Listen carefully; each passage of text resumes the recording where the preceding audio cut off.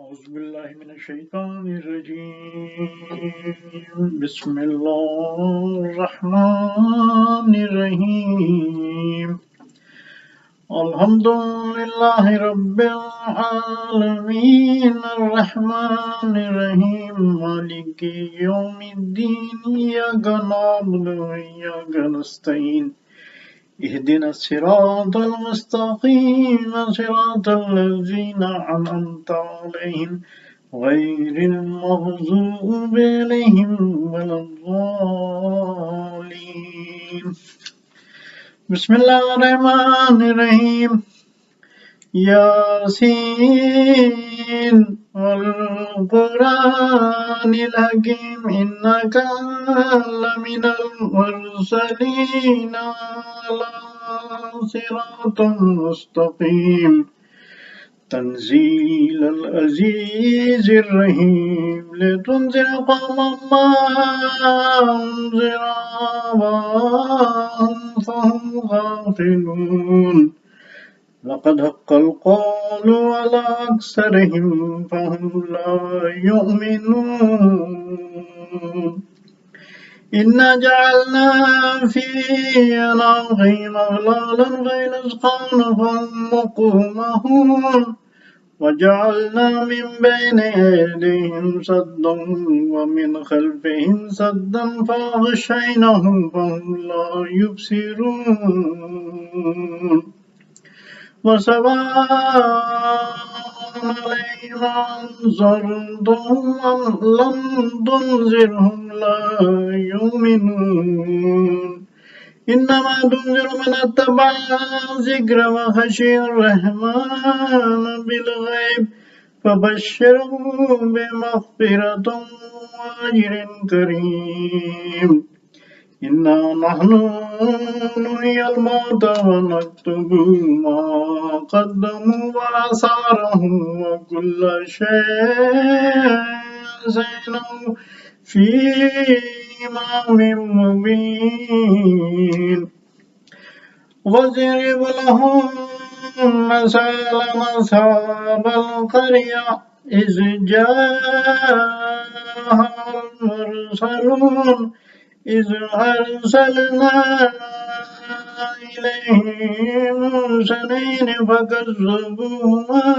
فعززنا بثالث فقالوا إنا إليكم مرسلون قالوا ما أنتم إلا بشر مثلنا وما أنزل الرحمن من شيء إن أنتم إلا تكذبون قالوا ربنا يعلم إنا إليكم لمرسلون وما علينا إلا البلاغ المبين قالوا إنا تطيرنا بكم لئن لم تنتهوا لنرجمنكم وليمسنكم من عذاب أليم قالوا طائركم معكم إن ذكرتم بل أنتم قوم مسرفون وجاء من أقصى المدينة رجلا قال يا قوم اتبعوا المرسلين اتبعوا من لا يسألكم أجرا وهم مهتدون وما لي لا أعبد الذي فطرني وإليه ترجعون أتخذ من دونه آلهة أن يردني الرحمن بضر لا تغني عني شفاعتهم شيئا ولا ينقذون إني إذا لفي ضلال مبين إني آمنت بربكم فاسمعون قيل ادخل الجنة قال يا ليت قومي يعلمون بما غفر لي ربي وجعلني من المكرمين وما أنزلنا على قومه من بعده من جند من السماء وما كنا منزلين إن كانت إلا زيد واحدة فإذا هم خامدون يا حسرة على العباد ما يأتيهم من رسول إلا كانوا به يستهزئون ألم يروا كم أهلكنا قبلهم من القرون أنهم إليهم لا يرجعون وإن كل لما جميعا لدينا محضرون وآيات لهم الأرض ميداد وأحييناها وأخرجنا منها حبا فمنه يأكلون وجعلنا فيها جنات من نخيل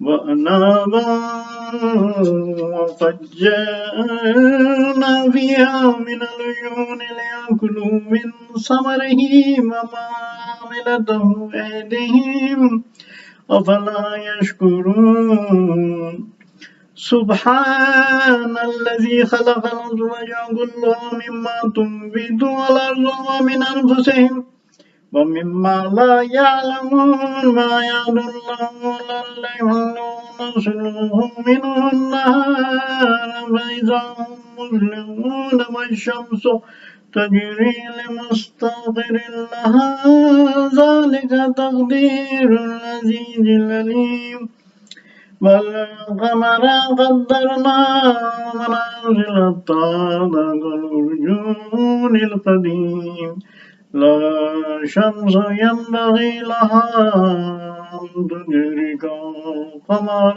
والليل سابق النهار وكل في فلك يسبحون وآيات لهم أنا حملنا ذريتهم في الفلك المشحون وخلقنا لهم من مثله ما يركبون وإن نشاء نغرقهم فلا صريخ لهم ولا هم ينقذون إلا رحمة منا ومتاعا إلى حين وإذا قيل لهم اتقوا ما بين أيديكم وما خلفكم لعلكم ترحمون وما تأتيهم من آيات ربهم إلا كانوا عنها معرضين وإذا قيل لهم أنفقوا مما رزقكم الله قال الذين كفروا للذين آمنوا ونطعم من لا يشاء الله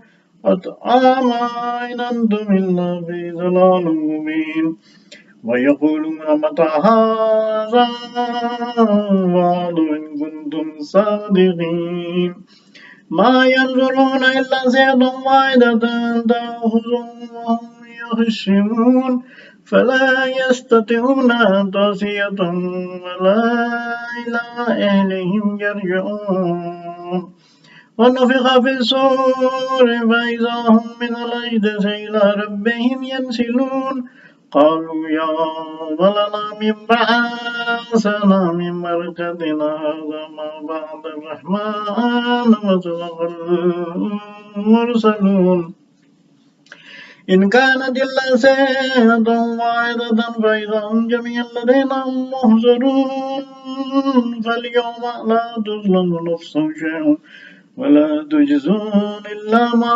كنتم تعملون إن أصحاب الجنة اليوم في شغل فاكهون هم وأزواجهم في ظلال على الأرائك متكئون لهم فيها فاكهة ولهم يدهم سلام قولا من رب رحيم وانتظروا اليوم أيها المجرمون ألم أهد إليكم يا بني آدم ألا تعبدوا الشيطان إنه لكم عدو مبين والدنيا صراط مستقيم ولقد أرسل منكم جبلا كثيرا فلم تكونوا تعقلون هذه جهنم التي كنتم توعدون اصلوها اليوم بما كنتم تكفرون واليوم نختم على أفواههم وتكلمنا أيديهم وتشهد أرجلهم بما كانوا يكسبون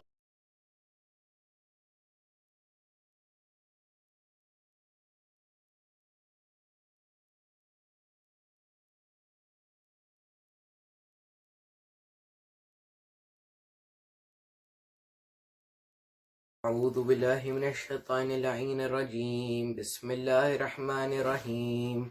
عن جابر بن عبد الله الأنصاري أنه قال عني فاطمة الزهراء عليه السلام بنت رسول الله صلى الله عليه وآله قال سمعت فاطمة عنها قالت دخل علي عبي رسول الله في بعض الأيام فقال السلام عليك يا فاطمة فقلت عليك السلام.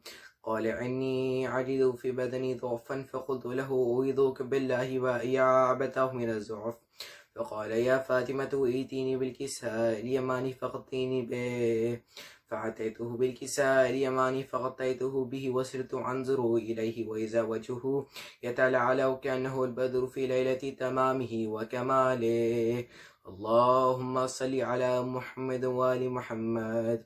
فما كانت إلا ساعة وإذا بولدي الحسن قد أقبل وقال السلام عليك يا أماه. فقلت عليك السلام يا قرة عيني وثمرة فؤادي. فقال يا أماه إني أشم عندك راية طيبة كأنها راية جدي رسول الله. فقلت نعم إن جدك تحت الكساء. فأقبل الحسن نحو الكساء وقال السلام عليك يا جداه يا رسول الله أتأذن لي أن أدخل معك تحت الكساء. فقال وعليك السلام يا ولدي ويا صاحب حوزي قد أذنت لك. فدخل معه تحت الكساء فما كانت إلا ساعة وإذا بولدي الحسين قد أقبل وقال السلام عليك يا أماه. فقلت وعليك السلام يا ولدي ويا قرة عيني ثمرة فؤادي. فقال لي يا أماه إني أشم عندك رائحة طيبة كأنها رائحة جد رسول الله صلى الله عليه وآله. فقلت نعم إن جدك وأخاك تحت الكساء. فدنا الحسين نحو الكساء وقال السلام عليك يا جداه السلام عليك يا من اختاره الله وتأذن لي أن أكون معكما تحت الكساء. فقال وعليك السلام يا ولدي ويا شافي أمتي قد أذنت لك. فدخل معهما تحت الكساء فأقبل عند ذلك أبو الحسن علي بن أبي طالب اللهم صل على محمد وآل محمد. وقال السلام عليك يا بنت رسول الله. فقلت وعليك السلام يا أبا الحسن ويا أمير المؤمنين. فقال يا فاطمة إني أشم عندك رائحة طيبة كأنها راية أخي وابن عم رسول الله. فقلت نعم ها هو مع ولديك تحت الكساء. فأقبل علي نحو الكساء وقال السلام عليك يا رسول الله أتعدن لي أن أكون معكم تحت الكساء. قال له عليك السلام يا أخي ويا وسي وخليفة وصاحب لوائي قد أذنت لك. فدخل علي تحت الكساء ثم أتيت نحو الكساء وقلت السلام عليك يا أبتاه يا رسول الله أتعذن لي أن أكون معكم تحت الكساء. فقال وعليك السلام يا بنتي ويا بضعتي قد أذنت لك. فدخلت تحت الكساء فلما اكتملنا جميعا تحت الكساء أخذ أبي رسول الله بطرف الكساء وأومع بيده اليمنى إلى السماء وقال اللهم إن هؤلاء يحل بيتي وخاصتي وحامتي لحمهم لحمي ودمهم دمي يعلمني ما يعلمهم ويحزنني ما يحزنهم. أنا حرب لمن حاربهم والسلم لمن سالمهم وعدو لمن عاداهم ومحب لمن أحبهم. إنهم مني وأنا منهم. فاجعل صلواتك وبركاتك ورحمتك وغفرانك ورزوانك علي وعليهم واذهب عنهم الرجس وطهرهم تطهيرا. اللهم صل على محمد وآل محمد. فقال الله عز وجل يا ملائكتي ويا سكان سماواتي إني ما خلقت سماء مبنية ولا أرض مدهية ولا قمر منيرا ولا شمس مضيعة ولا فلك يدور ولا بحر يجري ولا فلك يسري إلا في محبة هؤلاء الخمسة الذين هم تحت الكساء. فقال الأمين جبرائيل يا ربي ومن تحت الكساء؟ فقال عز وجل هم أهل بيت النبوة ومعدن الرسالة هم فاطمة وأبوها وبعلها وبنوها. اللهم صل على محمد وآل محمد. فقال جبرائيل يا ربي أتأذن لي أن أحبط إلى الأرض ليكون معهم سادسا؟ فقال الله نعم قد أذنت لك. فحبط الأمين جبرائيل وقال السلام عليك يا رسول الله. العلي الأعلى يقرأك السلام ويخصك بالتحية والإكرام ويقول لك وعزتي وجلالي إني ما خلقت السماء مبنية ولا أرض مدهية ولا قمر منيرا ولا شمس مذيعة ولا فلكا يدور ولا بحر يجري ولا فلكا يسري إلا لأجلكم ومحبتكم، وقد أذن لي أن أدخل معكم فهل تأذن لي يا رسول الله؟ فقال رسول الله عليه السلام يا أمين وحي الله إنه نعم قد أذنت لك. فدخل جبرائيل معنا تحت الكساء فقال نبي إن الله قد وحى إليكم يقول إنما يريد الله ليذهب عنكم الرجس أهل البيت ويطهركم تطهيرا. اللهم صل على محمد وعلى محمد. فقال علي لأبي يا رسول الله أخبرني ما لجلوسنا هذا تحت الكساء من الفضل عند الله. فقال النبي والذي بعثني بالحق نبي وصفاني برسالتي نجيا ما ذكر خبرنا هذا في محفل من محافل أهل الأرض وفيه جمع من شيعتنا ومحبينا إلا ونزلت عليهم الرحمة وحفت بهم الملائكة واستغفرت لهم إلى أن يتفرقوا. فقال علي إذا والله فزنا وفاز شيعتنا ورب الكعبة. فقال نبي ثانيا يا علي والذي بعثني بالحق نبيا وصفاني برسالة نجيا ما ذكر خبرنا هذا في محفل من محافل أهل الأرض وفيه جمع من شيعتنا ومحبينا وفيه مهموم إلا فرج الله حمه ولا مغموم إلا كشف الله غمه ولا طالب حاجة إلا قضى الله حاجته. فقال علي إذا والله فزنا وسعدنا وكذلك شيعتنا فازوا وسعدوا في الدنيا والآخرة ورب الكعبة.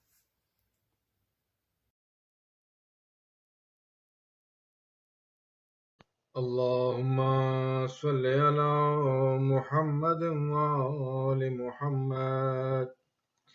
اللهم إني أسألك برحمتك التي وسعت كل شيء وبقوتك التي قهرت بها كل شيء وخضع لها كل شيء وذل لها كل شيء وبجبروتك التي غلبت بها كل شيء وبعزتك التي لا يقوم لها شيء وبعظمتك التي ملأت أركان كل شيء وبسلطانك الذي على كل شيء وبوجهك الباقي بعد فناء كل شيء وبأسمائك التي ملأت أركان كل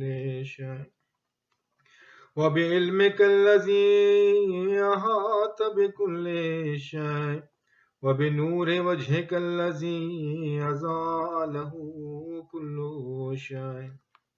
يا نور يا قدوس يا أول الأولين ويا آخر الآخرين. اللهم اغفر لي الذنوب التي تعتق الإسلام. اللهم اغفر لي الذنوب التي تنزل النكام. اللهم اغفر لي الذنوب التي تغير النعم. اللهم اغفر لي الذنوب التي تعبس الدعاء. اللهم اغفر لي الذنوب التي تقطع الرجاء.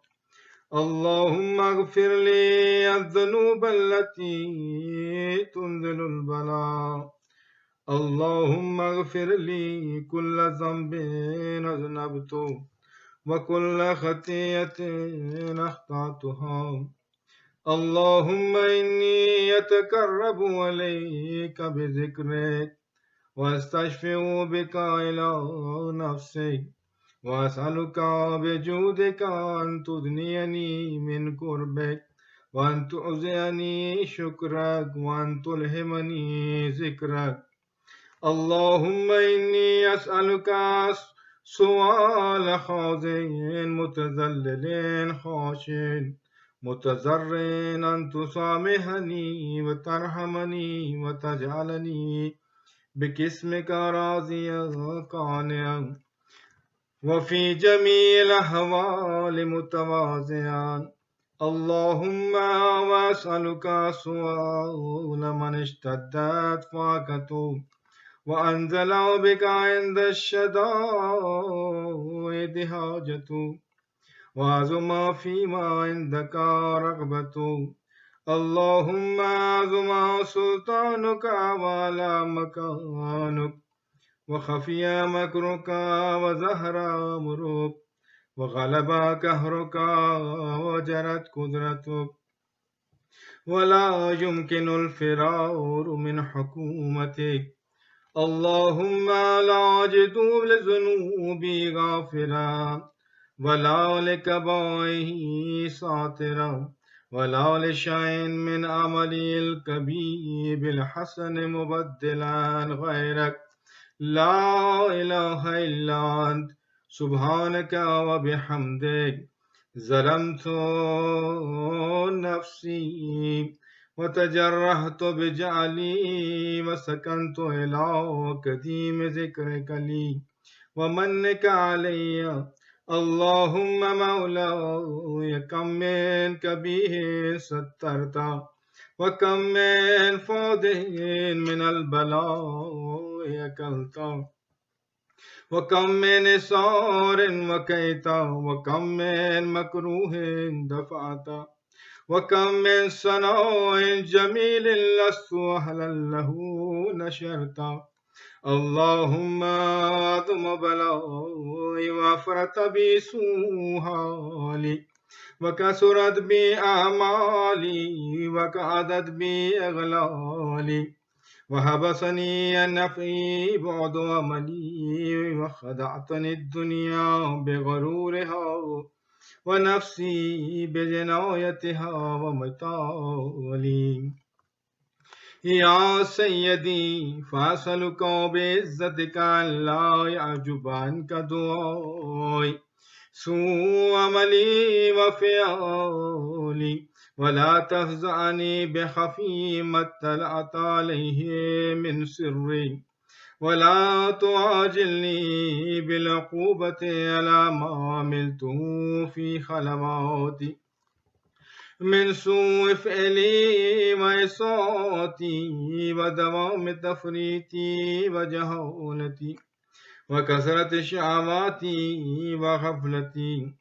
وكن اللهم بعزتك علي في كل الأحوال رؤوفا وعلي في جميع الأمور يطوفا. إلهي ومولاي وربي من لي غيرك أسأل كشف ضري والنظر في أمري.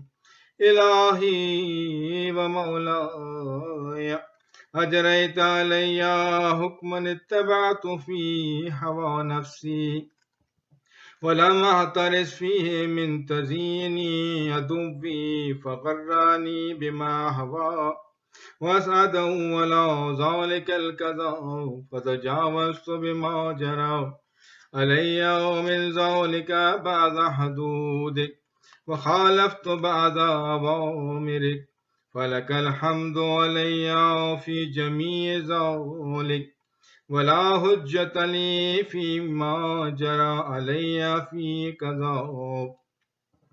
والزمني حكمك وبلاغك وقد آتيتك يا إلهي بعد تقصيري وإسرافي على نفسي معتذرا نادما منكسرا مستكيلا مستغفرا منيبا مكرا مذعنا معترفا لا أجد مفرا مما كان مني ولا مفزعا أتوجه إليه في أمري غير قبولك عذري وإدخالك إياي في سعة رحمتك.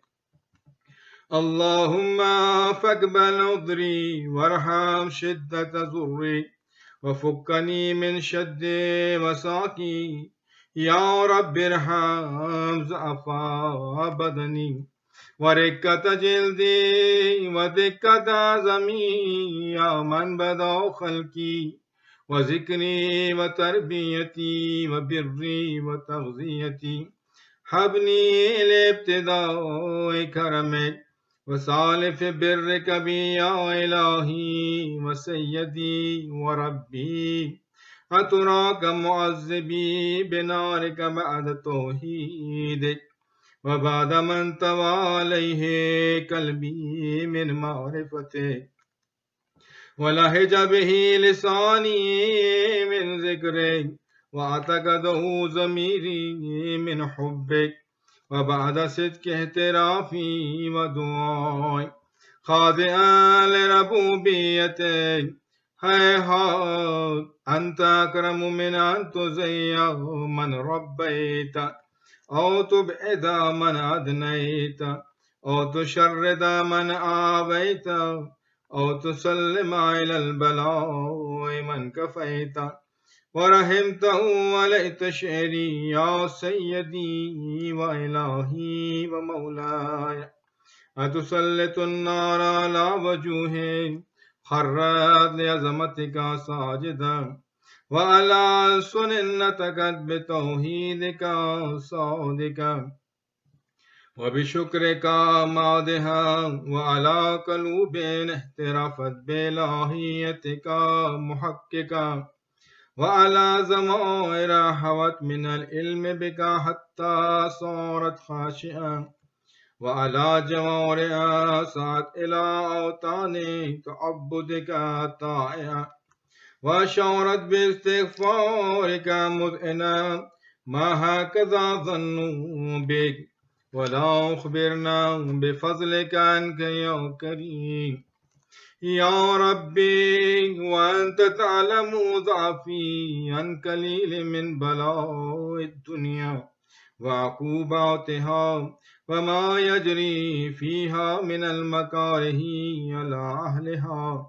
ألا أن ذلك بلاء مكرون قليل مكسون يسير بكاء كثير مدة فكيف احتمالي لبلاء الآخرة وجليل بقوع المكاره فيها وهو بلاء تطول مدته ويدوم مقامه ولا يخفف عن أهله لأنها لا يكون إلا عن غضبك وانتقامك وسخطك وهذا ما لا تقوم له السماوات والأرض. يا سيدي فكيف لي وأنا عبدك الضعيف الذليل الحقير المسكين المستكين. يا إلهي وربي وسيدي ومولاي لأي الأمور عليك أشكو ولما من حاز الجوع وأبكي لعليم العذاب وشدته أم لطول البلاء ومدته.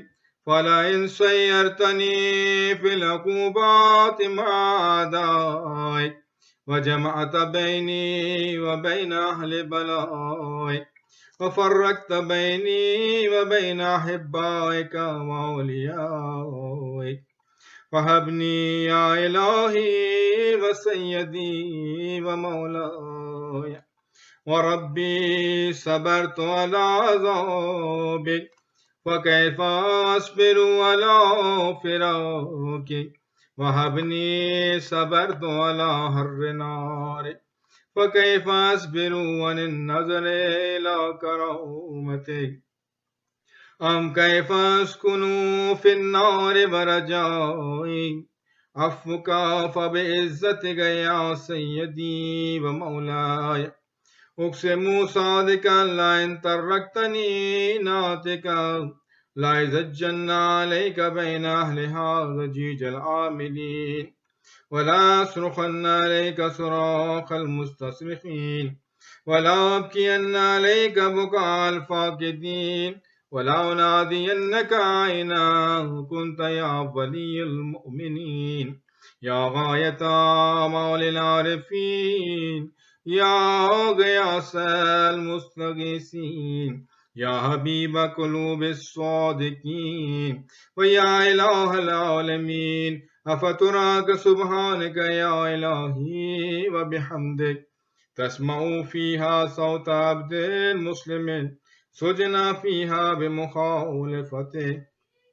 وذاك طعم عذابها بمعصيته وحبس بين أطباقها بجرمه وجريرته وهو يزج عليك ضجيجا مؤمل لرحمتك ويناديك بلسان أهل التوحيد ويتوسل عليك بربوبيتك يا مولاي فكيف يبقى في العذاب وهو يرجو ما سلف من حلمك ورفعتك ورحمتك أم كيف تعلمه النار وهو يعمل فضلك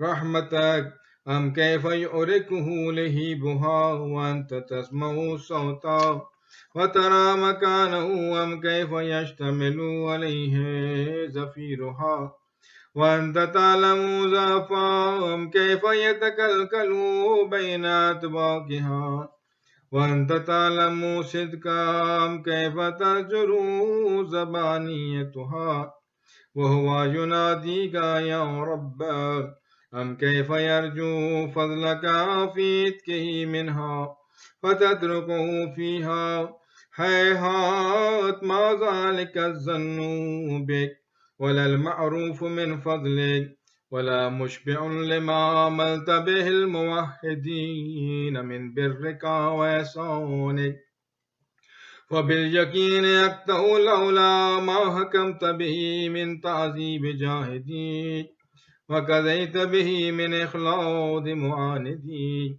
لجعلت النار كلها بردا وسلاما وما كان لأحد فيما مكر ولا مقام لكنك تقدست أسماءك أقسمت أن تملها من الكافرين من الجنة والناس أجمعين وأن تخلد فيها المعاندين وأن تجل ثناؤك كنت مبتدئا وتطولت بالإنعام متكرما أفمن كان مؤمنا كمن كان فاسقا لا يستوون إلهي وسيدي فأسألك بالقدرة التي قدرتها وبالقضية التي حتمتها وحكمتها وغلبت من عليه أجريتها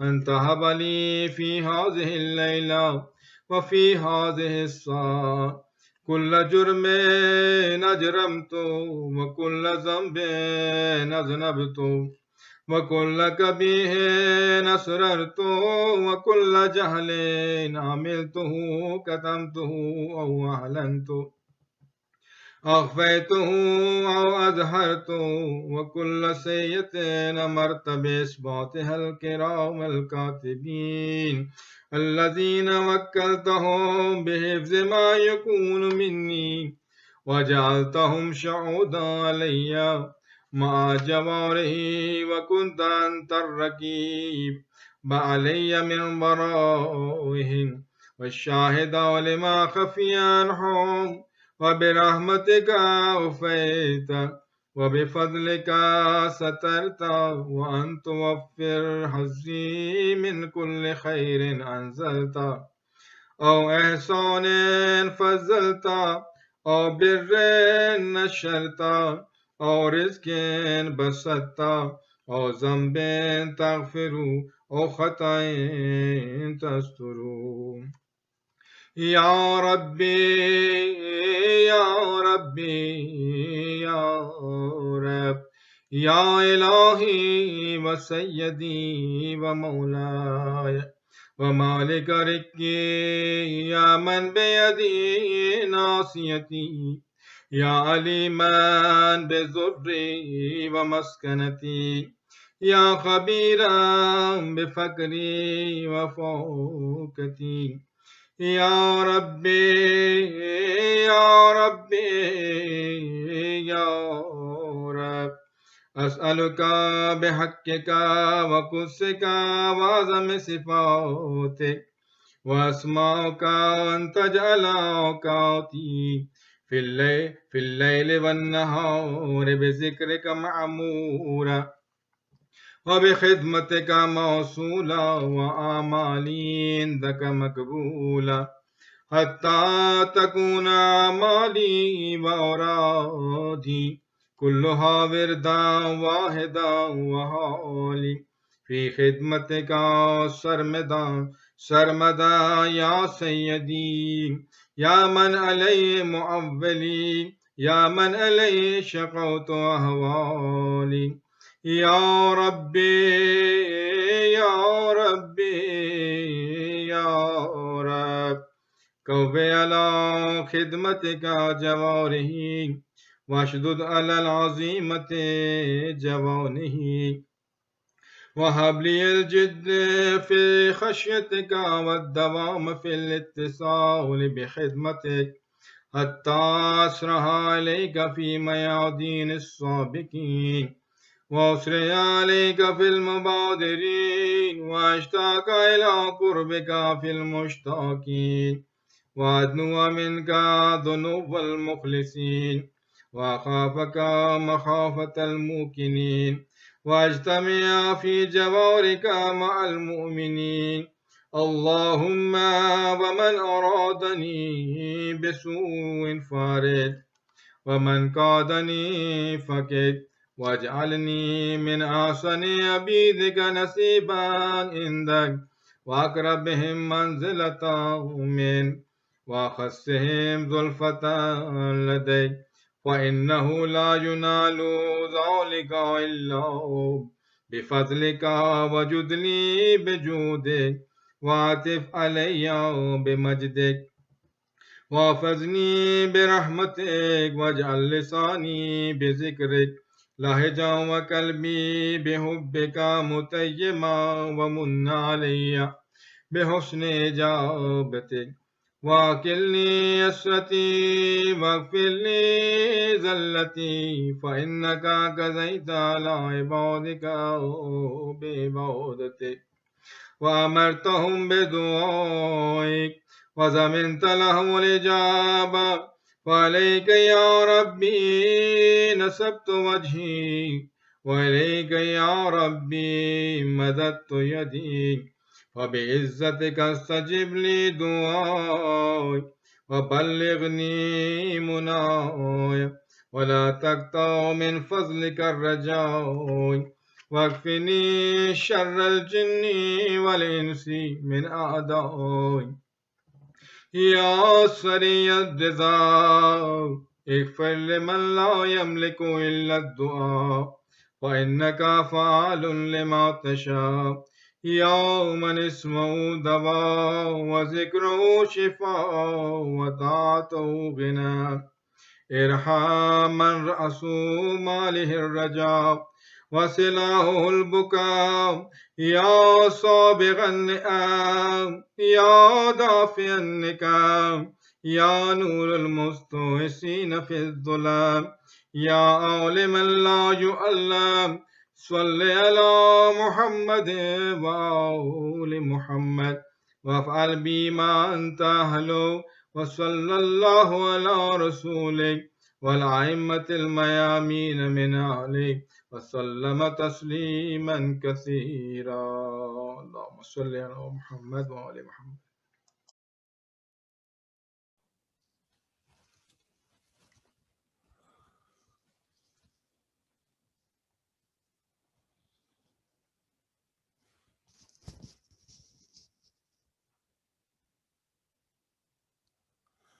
أعوذ بالله من الشيطان الرجيم. بسم الله الرحمن الرحيم. الحمد لله الذي لا يبلغ مدحته القائلون ولا يحصي نعماءه العادون ولا يؤدي حقه المجتحدون الذي لا يدركه بعد الحمم ولا يناله غوص الفطن ثم الصلاة والسلام على أشرف الأنبياء والمرسلين حبيب قلوبنا وطبيب نفوسنا وشفيع ذنوبنا سيدنا ومولانا أبي القاسم محمد. اللهم صل على محمد وآل محمد وعجل فرجهم وآل بيته الطيبين الطاهرين المعصومين المظلومين لا سيما بقية الله في الأرضين صاحب العصر والزمان خليفة الرحمن إمام الإنس والجان ولعن الله أعداهم أجمعين إلى يوم الدين. أما بعد، السلام عليكم ورحمة الله وبركاته.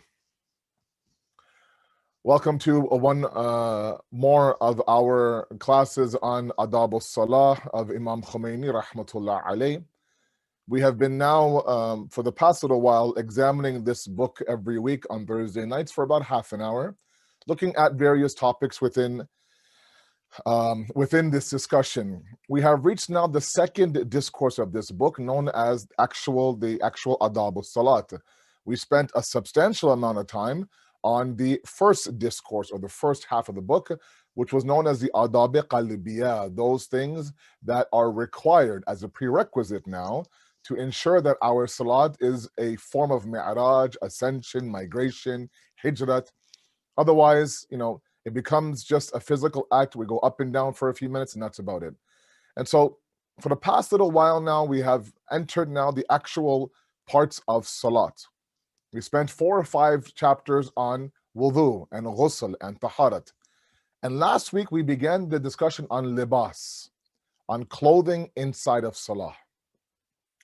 And there's a few things that I want to make sure. I didn't finish the entire chapter now. I had mentioned last week that I would split up that chapter into 2 because, number one, it's a longer than usual chapter in the book. Usually the chapters in this book by Imam Khomeini, and that it's done purposely, is roughly about 1.5 pages to 2 pages. This one exceeds that, and that's why it is important that we give it its due. So if I can ask my trusted AV guys to please go ahead and open up the PowerPoint. Thank you very much. I will start from my end. That would be great. Thank you very much. So as a recap, go ahead and the first point there.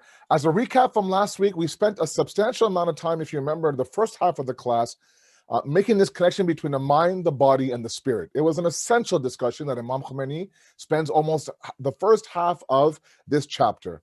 Those of you who are just joining us on Thursday nights, first of all, where have you been? You're missing out on all these great discussions from this book. I tried to ensure that at the top of the slide, I include where exactly I am talking about the book. For in this case, it is the 25th chapter in the PDF, or if you found the book online, which is available online for free, then it's discourse number 2, objective number 2 as well, the discipline of clothing in prayer. Last week, to be honest, it was one of those talks that were simple but very profound. I find that the more I read about the books that these scholars have written and left behind as treasures, I find that sometimes what is a simple statement by them, if you read it over and over and over again, there's such depth in that one statement, that one paragraph, that one page, that you end up reading the page over and over again just to get a little bit of what they're trying to mean. This initial discussion, I didn't know where he was going with it, to be honest.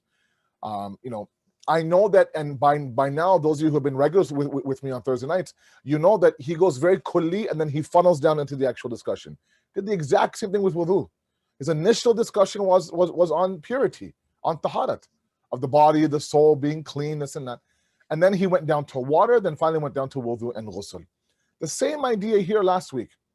Talked about the idea that, look, the body, the mind, the spirit, all 3 of these crucial elements of the human existence are interdependent of each other. They work well together. They're not independent of each other at all. And I say that only because there is, there's a lot of our youth today within our own faith that believe that, look, what I say, Maulana, what I look at, what I listen to doesn't affect my spirit.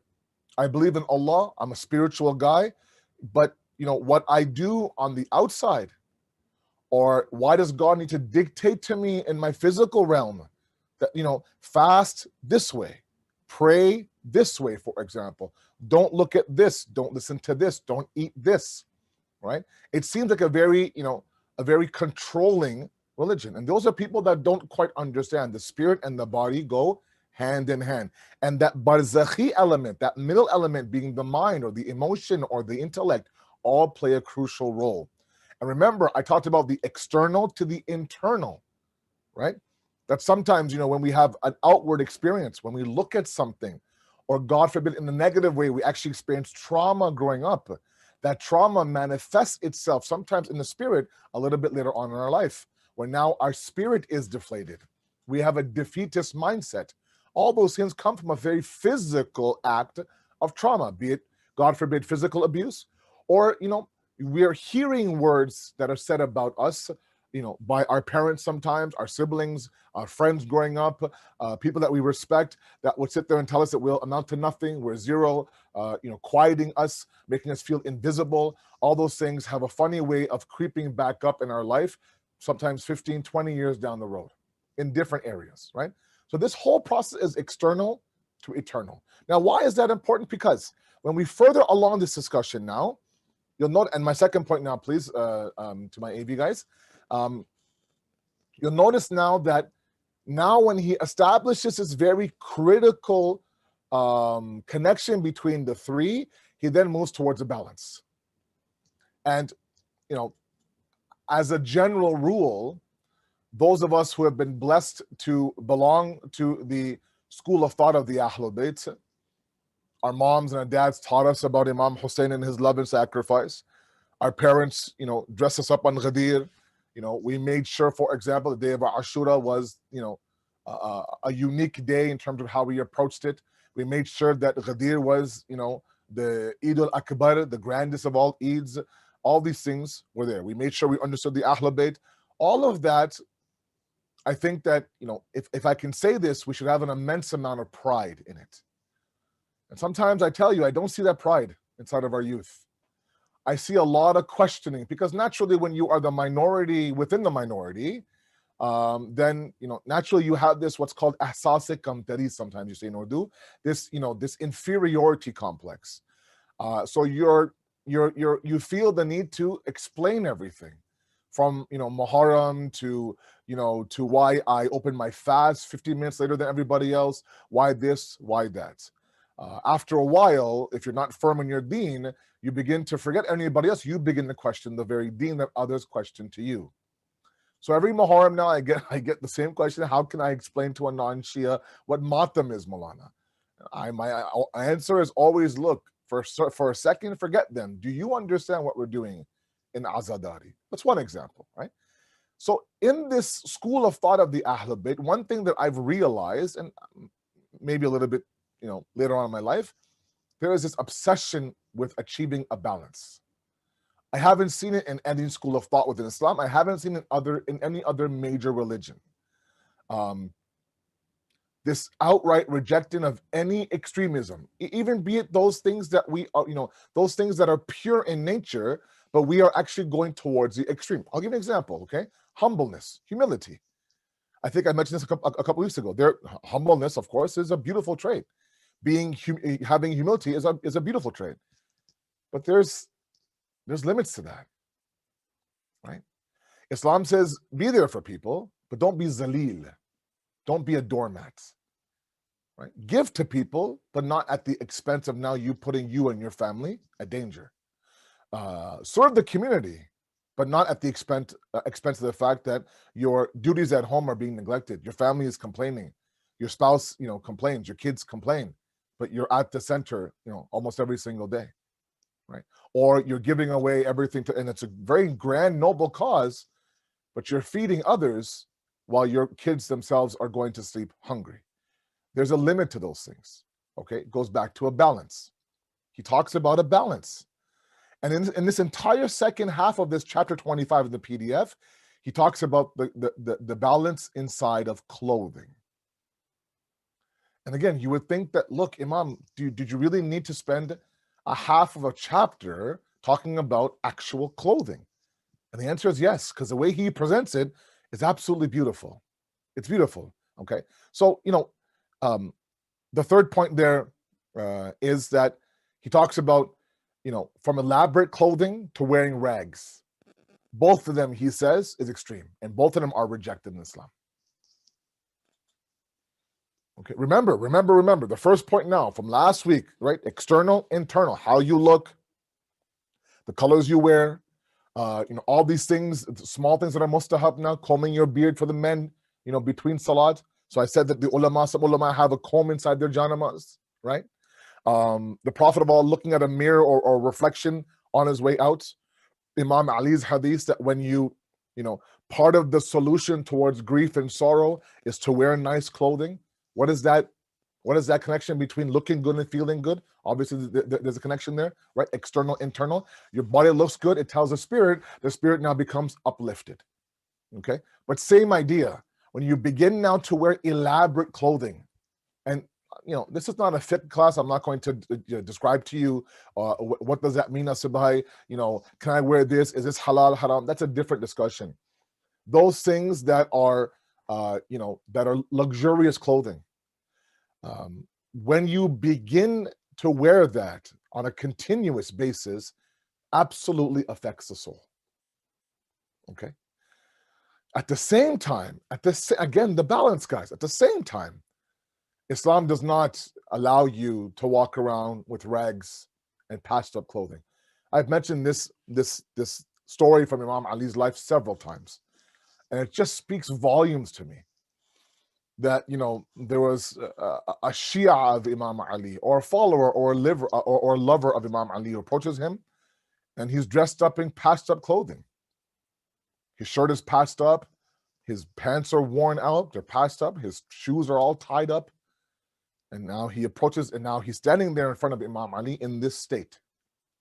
And Imam Ali says, "What is this state that you're in? Why are you dressed like this?" He says, "Mawla, I just want to be one of your Shias. This is me trying to follow you." And there was, Imam Ali now had to explain to him that this is not what a follower of Allah or servant of Allah should look like. If Allah subhanahu wa ta'ala has blessed you, you should look the part. Be respectful. Islam doesn't say for you to walk around and look like you're poverty stricken. Sometimes we think that poverty equals piety, right? The more run down my car is, the more holes in my pants, the smaller my house, for example, right? The more disheveled I look, right? The more I'm going to now present this piety to the masses. They'll look at him, mashallah, he's a zahid, right? He's somebody who doesn't attach to the world. Right? His car is just a means to him, right? It barely starts. You can hear it coming a mile away down the street, right? And we think, oh, mashallah, kya muttaqi hai yaar. He's mashallah, very pious. And this person also thinks this is exactly how it should be. So I don't spend on my wife, Malana. It's a waste of money. I don't take my kids traveling anywhere. Why should I? This is just a dunya. And that's such a falsehood that I think now has sometimes been ingrained inside of us. We believe that, Islam doesn't allow me to achieve. And I've always said this, that achievement is not the problem. Islam says achieve. Go out there, educate yourself, right? Have a great profession, halal risk, of course, and that has its own aqsam. At the same time, where Islam draws a very, very thick red line is not on achievement, but on attachment. And there's a big difference. Achieve all you want. We had prophets that were kings. Imam Ali, at one moment had so much dawlat and wealth, he would say, that I can feed the entire Bani Hashim, multiple times. It's not the achievement. In fact, Islam wants, and I would love nothing more, in 15, 20 years to see Shia doctors and Shia lawyers and Shia businessmen and women and, you know, accountants and nurses and running their own businesses and all extreme, you know, halal, taking care of your employees, not price gouging, looking after your customers, not lying or cheating or stealing or ensuring the profession is right, all these things. But the attachment is where Allah says, look, that's where the line is. So elaborate clothing is also an extreme. Wearing rags is also an extreme as well. Let's be a little bit careful. Next point here. This is where he says, now he goes into this very, you know, this very, to me, a very beautiful discussion. Again, you know, my ignorance questioning Imam Khomeini, not questioning him, but saying, okay, you know, where is he going with this discussion? And then I realize that, you know, and in future weeks now we'll find out that the, you know, this metaphor of libas has been used up and down the Quran by the Ahlul Bayt to not just mean the physical cloth on our backs. Right? Libas has an internal meaning as well. But in this area, this is a very, very external discussion, meaning when I say clothing, I'm not talking about anything, you know, esoteric or botany or something deep. He's talking about the clothes on your back. And sometimes he says the clothing that you wear sometimes is a reflection of our inner reality, how we present ourselves, where we spend our money, how we dress, right? And either extremes now, both ways now are reflections sometimes of our inner reality. Let's look at this next point here to close out this first slide. These are two excerpts from the actual PDF, verbatim, word for word, okay? He talks about those people, the first quote are those people that like to, you know, wear luxurious clothing. And again, I have to always preface it by saying that, you know, Islam doesn't say don't wear nice clothing. You should look presentable. You should have a nice, you know, you should leave the house making sure your clothes are ironed, making sure they're not dirty or stained, making sure that you're presentable, making sure that there's no odor emanating from you. All these things are great. But we all know, you know, I mean, luxurious clothing that's considered to be, you know, like the clothing of the rich and the famous. And I'll let you, you know, kind of figure out what that means. He says there are those people whose soul is such a small capacity. Their internal kingdom is so small, it's so low. Look what he says, that it takes the spit of a worm or the apparel of a sheep, to be a cause of honor and dignity for itself. Can you imagine now?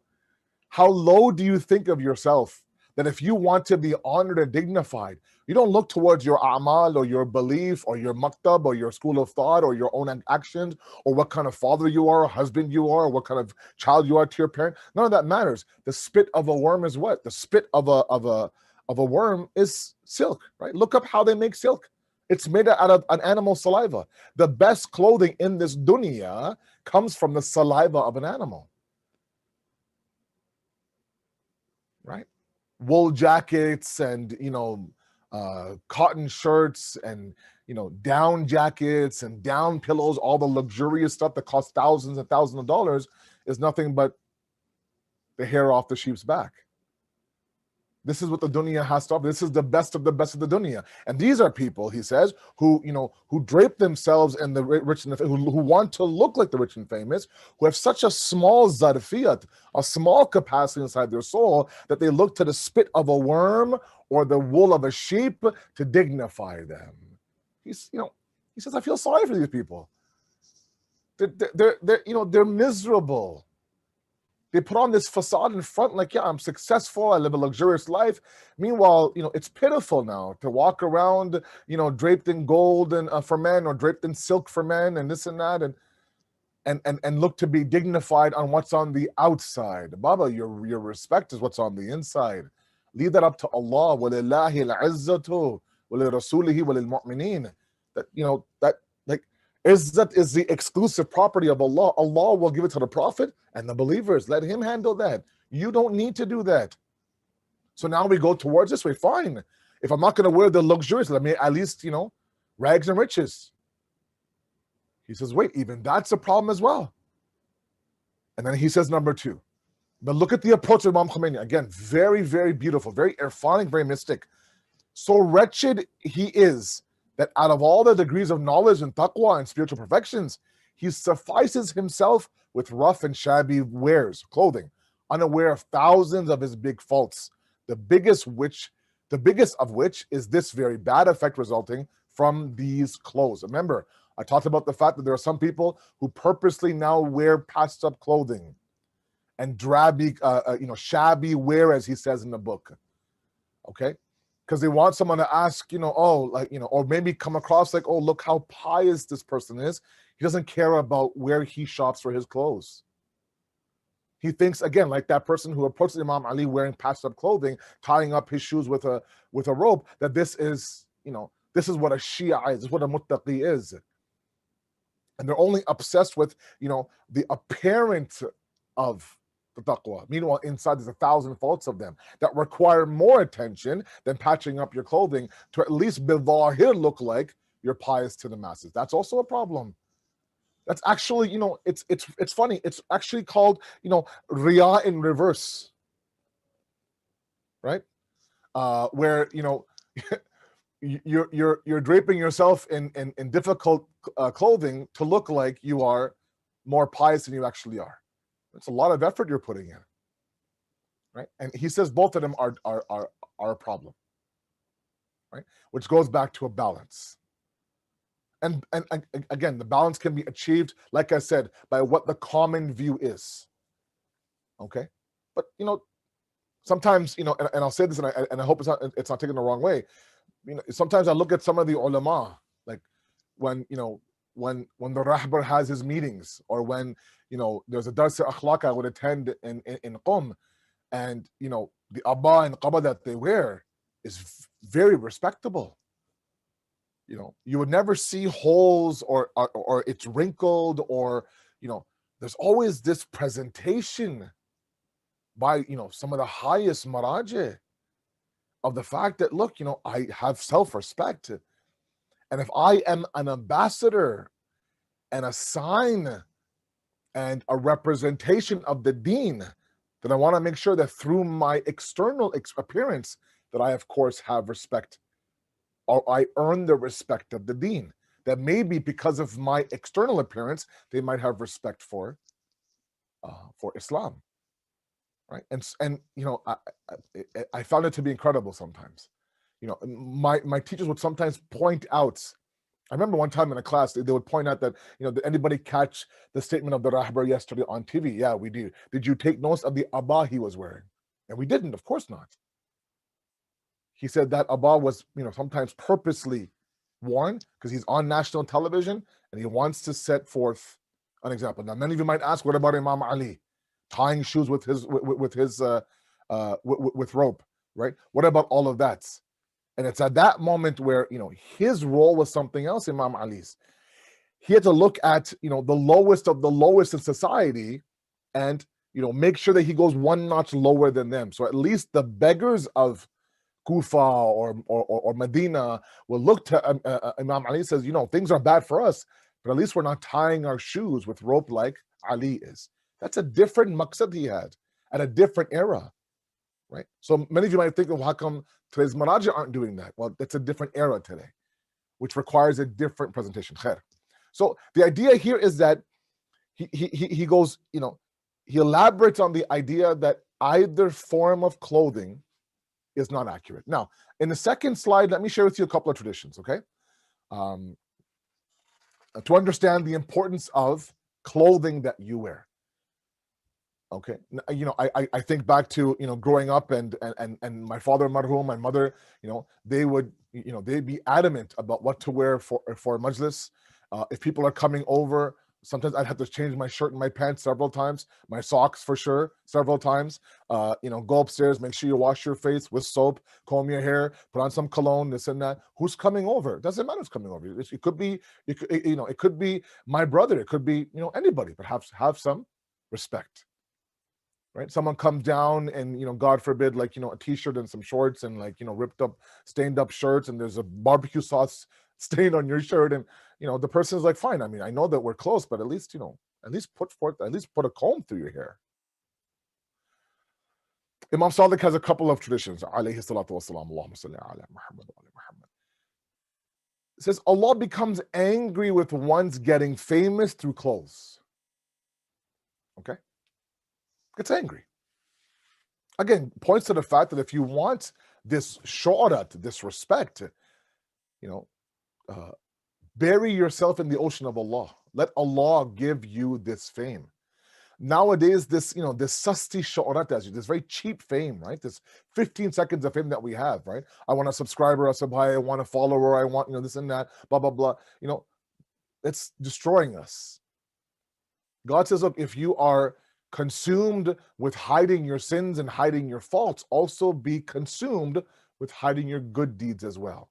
When you do that, your izzat is in my hands. I will make sure the more you hide your deeds to others, the more I make them apparent to others. Oh, but we just don't have that trust. I don't have that trust sometimes. So now we're using outward clothing, selling our soul out, pretending to be someone we're not, all for some talia, and so, oh, mashallah, look at this guy, right? This stuff makes Allah subhanahu wa ta'ala a little bit upset. The second hadith, please. Again from Imam Sadiq. Allah becomes angry with two fames, and this is very dangerous, right? The fame of clothes and the fame of salat, right? That riyah we talk about. That disease of the soul, where my salat, when the world is watching, is one way, my salat behind the closed door when no one's watching is something else completely, right? You want to measure your spirituality, oftentimes Maulana Bakri would say this over and over and over again. You want to truly measure your spirituality, measure it at 3 o'clock in the morning. When the world is asleep, no one's watching you. At that moment, how spiritual are you? When you are alone inside of your home, no one's there but you, and the adhan's going on. Do you get up the same way you would get up if it was a packed out party and a dawat and calling out namaz, namaz, yallah, namaz? Would you do that when you're alone? Do you do that at 4 o'clock in the morning? Right? And do we do that with our clothes? A couple of other ones, and then inshallah we're done in a couple of minutes. If you can go ahead and please and just load up the last two ahadiths, and then inshallah I'm done. Whoever wears an apparel of fame, Allah will make him wear in the hereafter an apparel of humility. And in this sense, humility is that you are like you will be embarrassed, right? Like you'll be looked upon as somebody who is now who's not dignified, somebody who's pitiful, who's wretched in the hereafter. All because you're looking for fame in this world. Meanwhile, Allah now strips that fame of yours, or really it counts, in the hereafter. And the last one is very interesting by, again, Imam Sadiq. Tell the believers, he says, not to wear the clothes of my enemies, not to eat like my enemies, not to walk like my enemies, so as not to be my enemies as they are my enemies. Those who wear a certain amount of clothing, those who eat a certain way, walk a certain way, talk a certain way, right? That's all been, we've all seen the enemies of the prophets, those who stood up against the imams, the likes of Fir'aun, right? His throne and what he would wear, and all that is well documented. It's not a surprise. These are the enemies of God, so the enemies of the Ahlul Bayt, right? Here he's saying, tell the believers, don't dress like them. Don't become like my enemies. It goes back to his famous statement, to become what? To become an adornment for me. Become zinat for us, the Ahlul Bayt, such that when they look at you, they're reminded of us. Inshallah, moving forward now, we will open up this discussion on clothing. And now that we understand a little bit of the muqaddamah, now maybe it makes sense why part of the proximity towards Allah is what we wear during salat, how we present ourselves in front of Allah subhanahu wa ta'ala. That inshallah will continue for next Thursday. We ask you, Allah subhanahu wa ta'ala, to accept our qaleel efforts on Thursday nights, to better our salat, to get closer to you, inshallah, to revive that izzat rububiyah, inshallah.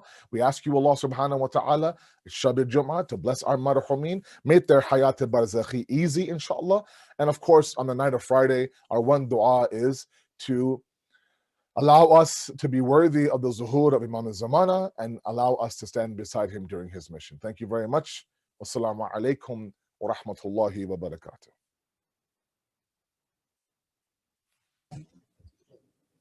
Assalamu alaikum, mu'minin wa mu'minat.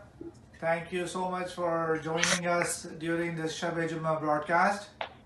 انشاءاللہ ہر Thursday کو شب جمعہ programme ٹھیک 7:30 بجے Broad cost ہوتا ہے. آپ لوگ اسی طرح سے جوائن کیا کیجئے.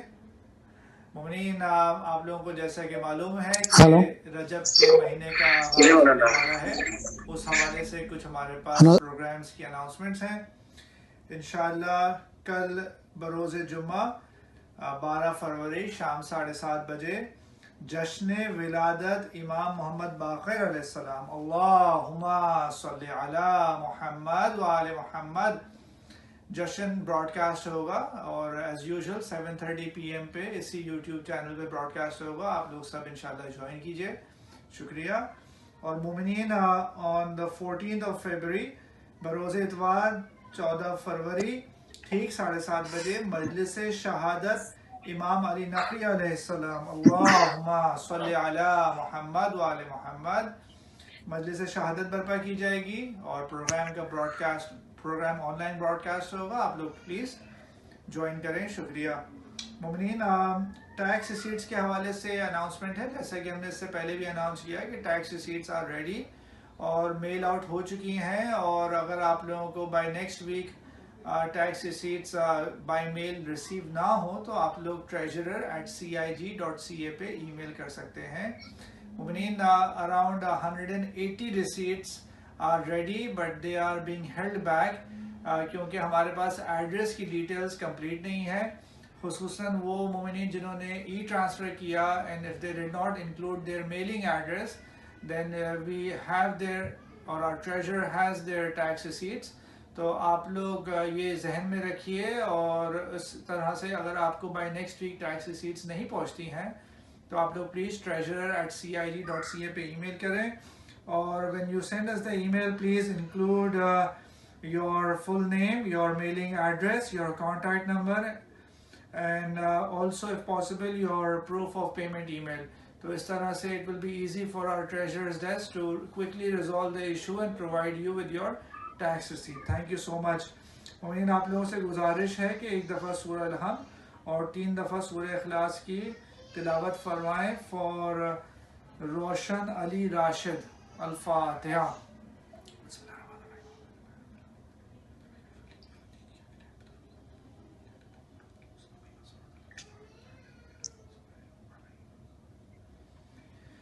یا اللہ سورہ فاتحہ کی تلاوت کا ثواب مرحوم روشن علی راشد اور ناظرین کے تمام مرحومین کی ارواح کو پہنچا اور ان سب کے گناہ کبیر و صغیرہ بخش دے، ان کے درجات میں بلندی عطا فرما. اب ہم گزارش کریں گے مولانا صاحب سے کہ اپنے خطاب کا آغاز فرمائیں.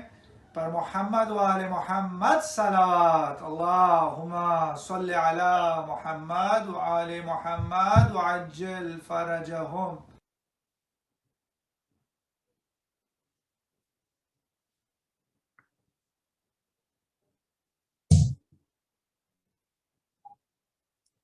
السلام علیکم ورحمۃ اللہ وبرکاتہ. افوض امری الی اللہ ان اللہ بصیر بالعباد ولا حول ولا قوة الا باللہ العلی العظیم. اعوذ باللہ السمیع العلیم من الشیطان الرجیم. بسم اللہ الرحمن الرحیم.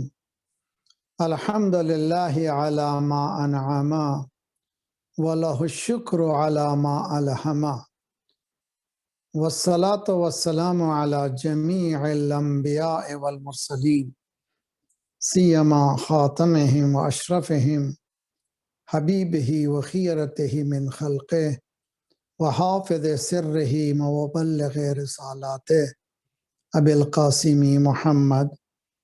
اللہم صلی علی محمد وآل محمد وعجل فرجہم واہل بیتہ الطیبین الطاہرین المعصومین لا سیما بقیت اللہ فی الارضین صاحب العصر والزمان خلیفۃ الرحمن امام الانس والجان الذی بیمنہ رزق الورا وبہ طابتت الارض والسماء. اللہم عجل فرجہ الشریف. شب جمعہ ہے، کل جمعہ کا دن ہے. بہترین اعمال درود ہے. جب بھی موقع ملا، جب بھی فری رہے، درود پڑھا کریں. اور مولا کے ظہور کی دعا کریں، ان بلاؤں سے، ان مصیبتوں سے انسان کو چھٹکارا ہو۔ اس عدل جہانی کے لیے ذہنی اور فکری تیاری بھی ضروری ہے۔ دعا شب دعا ہے، شب مناجات ہے، شب التجا ہے، شب محاسبہ نفس ہے، شب ایصال ثواب برائے اموات، شب امام زمانہ عجل اللہ تعالی فرجہ الشریف۔ بہترین دعا دعائے فرج امام ہے۔ بسم اللہ الرحمن الرحیم۔ اللہم کن ولیک الحجت ابن الحسن صلواتک علیہ وعلى آبائه في هذه الساعة وفي كل ساعة وليا وحافظا وقائدا وناصرا ودليلا وعينا حتى تسكنه أرضك طوعا وتمتعه فيها طويلا اللهم صل على محمد وعلى محمد وعجل فرج۔ اور پھر یہ قرآنی دعا، ربنا لا تؤاخذنا ان نسینا واخطأنا ربنا ولا تحمل علينا إصرا كما حملته على الذين من قبلنا ربنا ولا تحملنا ما لا طاقة لنا به واعف عنا واغفر لنا وارحمنا أنت مولانا فانصرنا على القوم الكافرين أما بعد فقد قال الله وهو أصدق القائلين وقوله الحق بسم الله الرحمن الرحيم إنما المؤمنون الذين إذا ذكر الله وجلت قلوبهم وإذا تليت عليهم آياته زادتهم ایمانا وعلى ربهم يتوکلون الذين يقيمون الصلاة ومما رزقناهم ينفقون۔ قرآنی مومن کے عنوان سے کئی زمانے سے تقریباً اینڈ آف 1818 سے شروع کیا ہے، اور یہ سلسلہ چل رہا ہے۔ جب میں نہیں ہوتا تھا نہیں پڑھتے، لیکن جب سے ہوں میں یہ اسی پر ہے گفتگو۔ لسٹ کے مومنین اور ہیں، قرآن نے جن کو مومن کہا وہ اور ہیں۔ قرآنی مومنین کی صفات، ان کے ایٹریبیوٹس، ان کے کیریکٹرسٹکس قرآن خود بتاتا ہے۔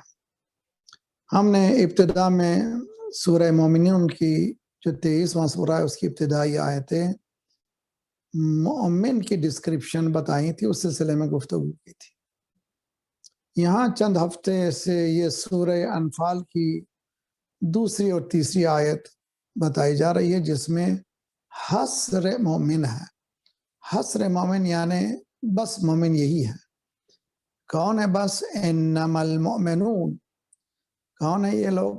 الذین اذا ذکر اللہ وجلت قلوبهم، جب اللہ کا ذکر آتا ہے تو ان کے دلوں میں وجل پیدا ہوتا ہے۔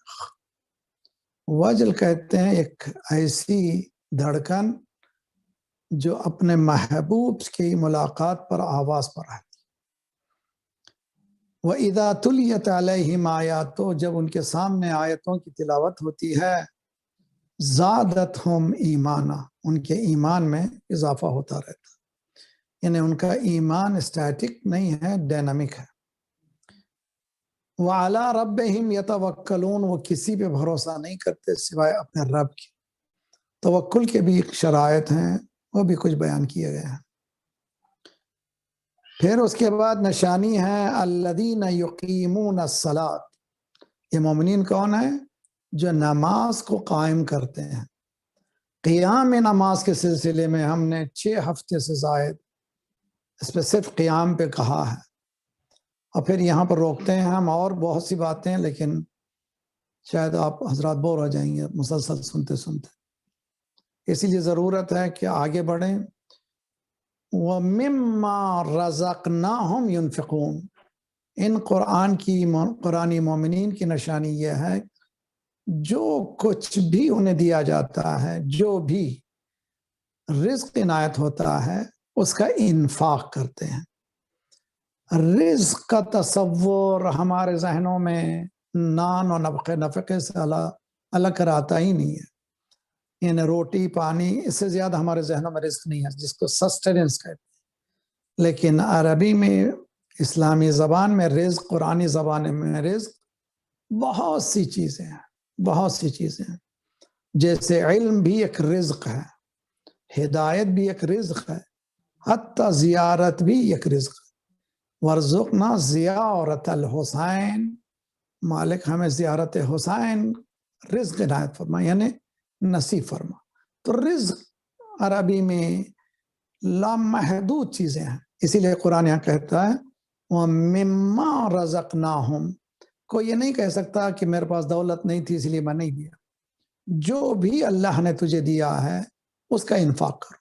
علم دیا ہے تو علم کو دو. اگر اللہ نے ہنر دیا ہے اس ہنر کو دو. اللہ نے ایبیلٹی دی ہے وہ ایبیلٹی دو. اگر کچھ تعلیم میں آگے ہو ایجوکیشن میں آگے ہو تو ڈپرائیوڈ آف ایجوکیشن ہے ان کو ایجوکیشن دو. اس طرح سے وَمِمَّا رَزَقْنَاهُمْ يُنْفِقُونَ. ہم اس پہ انفاق پہ گفتگو کریں گے آج اور آگے چند ہفتے. آگے بڑھنے سے پہلے اعمال رجب سے متعلق کچھ گفتگو کرنا ہے. اس سے پہلے ایک حدیث مولا امام صادق علیہ الصلوۃ والسلام کی، درود پڑھے محمد وآل محمد اللہم صلی علی محمد. خوبصورت حدیث ہے یہ حدیث. الشتاء ربیع القلوب. آپ کہتے ہیں رحلت الشتاء والصیف، 4 سیزن ہیں، 4 سیزن ہیں، جانتے ہیں عربی میں 4 سیزن بیان ہوتے ہیں. 4 سیزن ہی ہیں، الگ الگ نام ہے. شتاء کہتے ہیں عربی میں اس ونٹر کو، اور صیف کہتے ہیں سمر کو. اس ونٹر کا نام ہے شتاء. الشتاء ربیع المومنین. ربی جانتے ہیں، ربی کہتے ہیں بہار، اسپرنگ آف دی بلیورز. ہم یہاں قرآنی مومنین کی گفتگو کر رہے ہیں. مولا فرما رہے ہیں کہ یہ جو ونٹر کا مہینے ہیں اس میں بور ہونے کی ضرورت نہیں ہے، یہ بہار ہے مومنین کے لیے. کیوں؟ یطول فیہ لیلہ فیستعین بہ علی قیامہ. اس کی راتیں بہت لمبی ہیں، تو چونکہ لمبی راتیں ہیں تو یہ کیا کرتا ہے، اپرچونٹی سے فائدہ اٹھاتا ہے مومن. رات کو قیام کرتا ہے، عبادت کے لیے کھڑا ہوتا ہے، نماز فجر سے کچھ دیر پہلے اٹھ جاتا ہے، اس لیے کہ رات بہت لمبی ہے. اب اگر نہ پڑھ سکا کم از کم 11 رکعت نہ صحیح شفع و وتر نہیں پڑھ سکا تو کیسا مومن ہے. یطول فیہ لیلہ فیستعین بہ علی قیامہ.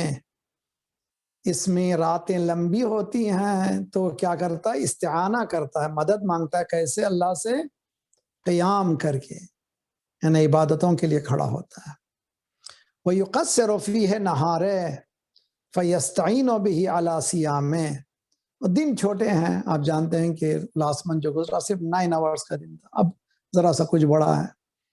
یہ دن چھوٹے ہیں اسی لیے کیا کرتا ہے، استعانہ کرتا ہے. استعینوا بالصبر والصلاۃ، قرآن کی آیت ہے. مدد مانگو. ہم جو ایاک نعبد و ایاک نستعین کہتے ہیں تو میکانزم آف نستعین کیا ہے، اللہ کی مدد کس طرح سے مانگی جا سکتی ہے، وہ بیان فرما رہے ہیں کہ راتوں کو جاگ سکتے ہیں، لمبی راتیں ہیں، مدد مانگنے کے لیے اللہ کی. اور یہ ممکن ہے کہ کوئی کہے کہ میں تعلیم حاصل کرنا چاہتا ہوں. ٹھیک ہے، میں نوجوان بچوں سے کہتا ہوں آپ تعلیم حاصل کریں، کلاس میں فرسٹ آئیں، آگے بڑھیں، سائنٹسٹ بنیں. اور یہاں پہ پنپ، آج کی دنیا میں پنپنے کا واحد طریقہ تعلیم کے علاوہ کوئی اور نہیں ہے. اب یہ بھی خود قیام بھی تعلیم کے لیے وہ بھی عبادت ہے. دن چونکہ چھوٹا ہے تو کس طرح سے مدد مانگتا ہے، روزہ رکھے مانگتا ہے.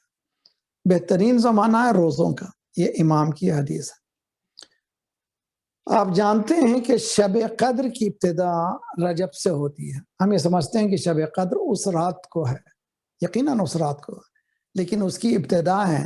جیسے کسان جب بیج بوتا ہے تو اسپرنگ کا انتظار کرتا ہے، رائٹ ٹائم پر سیڈنگ کرتا ہے، سیڈ کو زمین پہ گراؤنڈ پہ دفن کرتا ہے، اب پھر اس کے بعد تیاری کرتا ہے، بائی دا ٹائم 3 months گزرتے ہیں تو پھر فروٹس لینے کا زمانہ آتا ہے، پھر پھل لینے کا اور اپنی زراعت کا محصول لینے کا زمانہ آتا ہے۔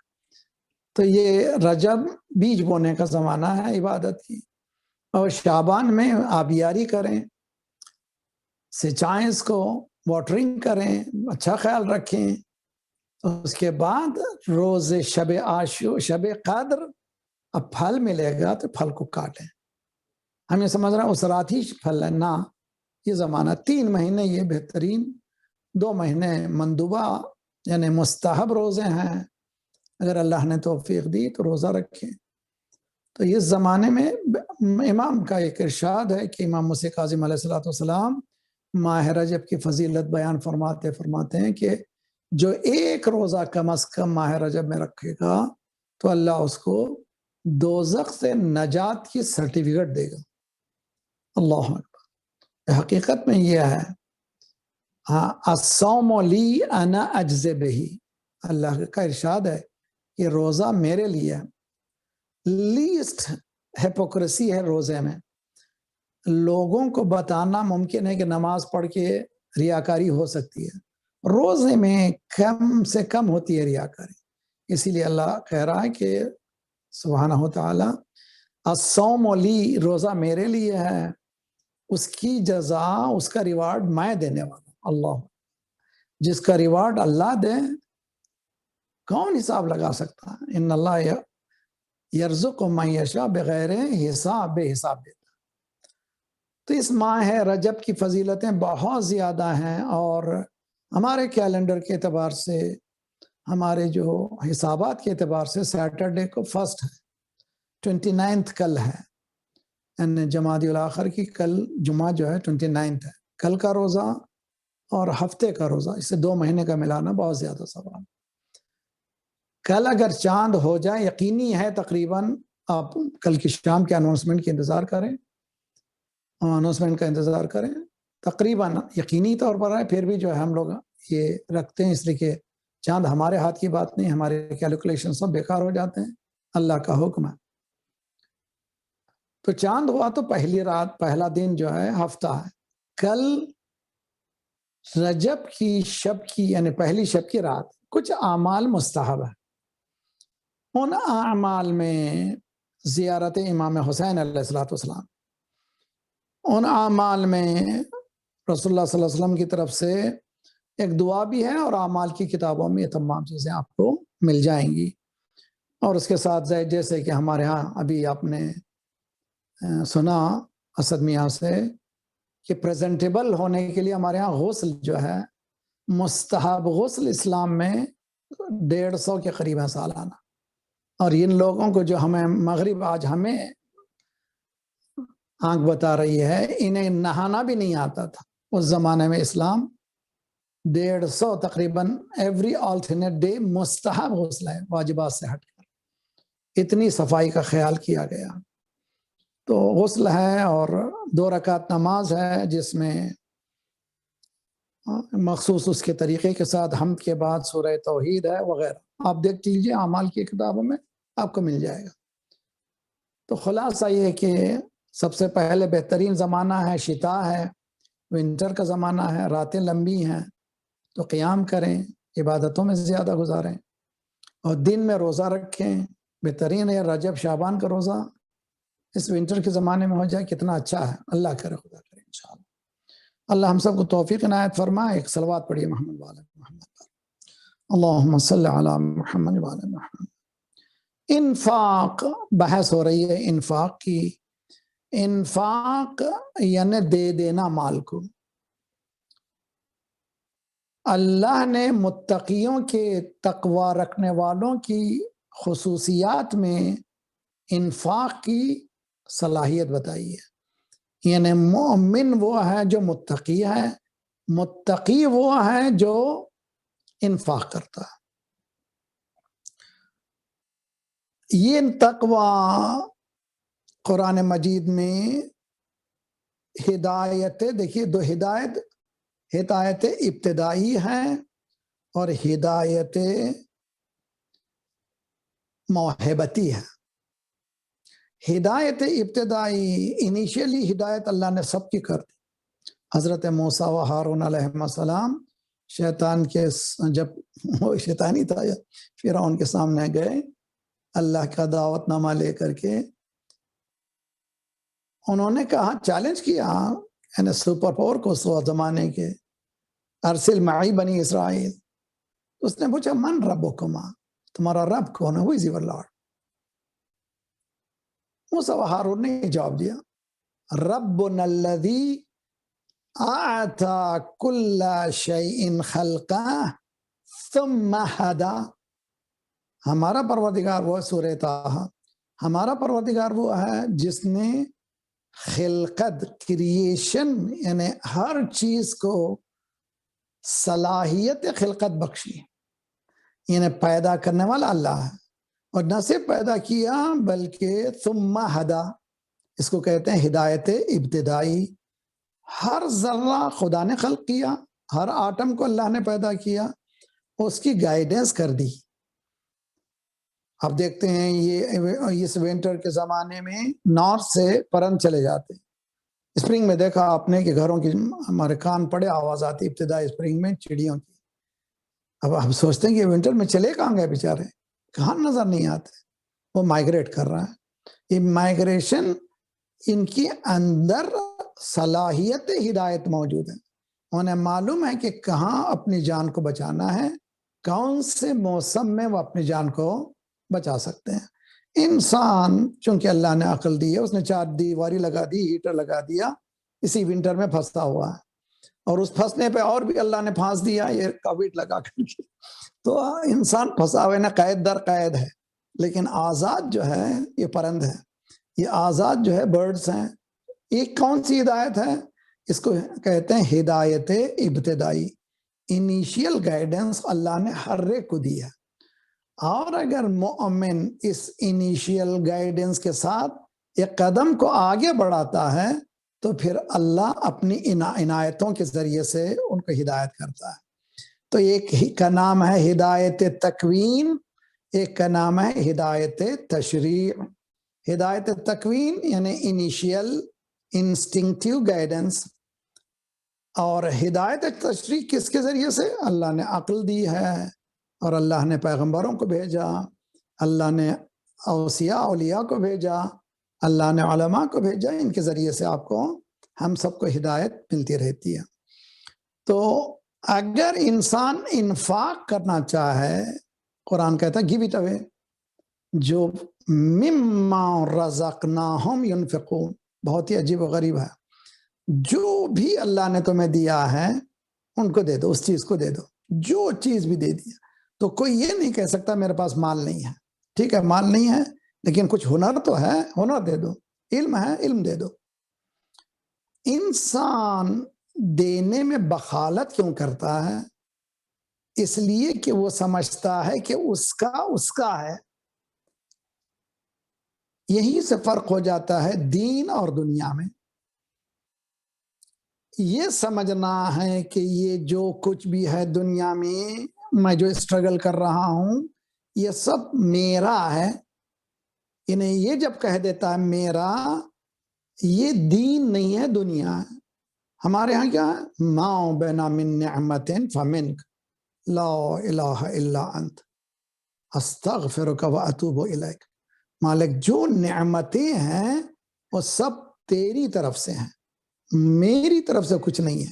حتیٰ میرے پاس علم بھی ہے تو تو نے عنایت فرمایا، حتیٰ مجھ میں ایبیلٹی دی ہے وہ ایبیلٹی بھی تو نے دی ہے، حتیٰ میرے پاس دولت دیا ہے وہ دولت بھی تو نے دیا ہے۔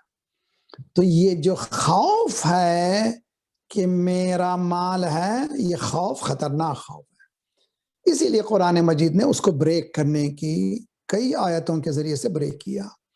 ایک سورہ جس کو بعض مومنین بہت پڑھتے ہیں، مغربین کے درمیان میں پڑھیے، عشاء کے بعد پڑھیے، سورہ واقعہ، رزق کے لیے جو لوگ جاب کے لیے پریشان ہیں، رزق کے لیے پریشان ہیں، بہترین سورہ ہے۔ اور اس کو زر زر زر مت پڑھیے، اس کو ایک ایک جملہ ایک ایک آیت پر ہر ہو سکا تفسیر پڑھیے. قیامت ہے. اس سورے کی 2-4 آیتیں میں آپ کے سامنے پیش کروں. عجیب و غریب ہے یہ سورے میں ذات پروردگار یہ بتا رہا ہے کہ افرأیتم ما تحرثون اانتم تزرعون ام نحن الزارعون. تم نے دیکھا یہ جو پھل یا یہ جو ایپل یا آپ اورنج وغیرہ جو کھاتے ہیں، یہ جو تم کھا رہے ہو، یہ جو اناج اگ رہا ہے تم کاٹ رہے ہو، کہاں سے آ رہا ہے؟ یہ قرآن پوچھ رہا. سورہ یہی واقعہ 56 چاپٹر ہے، آیا نمبر 63-64 ہے. اَأَنْتُمْ تَزْرَعُونَهُ ام نحن الزارعون. کیا تم زراعت کرتے ہو یا ہم کرتے ہیں؟ کیا تم اگاتے ہو یا ہم اگاتے؟ تمہاری عقل یہ کہتی ہے کہ ٹائم صحیح ہو، لینڈ صحیح ہو، سوائل کو تیار کیا جائے، سوائل آمادہ کی جائے، اور آمادہ کرنے کے بعد بیج بو دینا تمہارا کام ہے.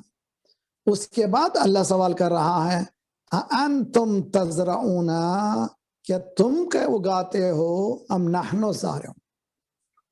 یہ بہت اہم ہے اسلامی توحیدی فکر میں، یعنی مونوتھزم آف اسلام. جب تک انسان اس کو حاصل نہیں کرے گا وہ ایمان کے اس مومنین کے کہلانے کے پہلے قدم میں بھی نہیں جائے گا.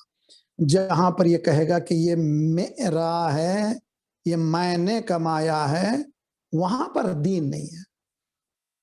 تم کون ہو؟ تمہارے جیسے محنت کرنے والے بہت سے ہیں جو سرپوڑی کرتے ہیں، 24 گھنٹے محنت کرتے ہیں، ورکہالک ہیں، لیکن تمہارے پاس جو آیا ہے یہ کیسے سمجھ لیا کہ تمہارا ہے؟ نہ، قرآن کہہ رہا ہے کہ کیا انتم تزرعون بہی ام نحن الزارعون، کیا تم زراعت کرتے ہو یا ہم؟ اور آگے بڑھ کر قرآن یہ کہتا ہے انزلتموہ من المزن ام نحن المنزلون.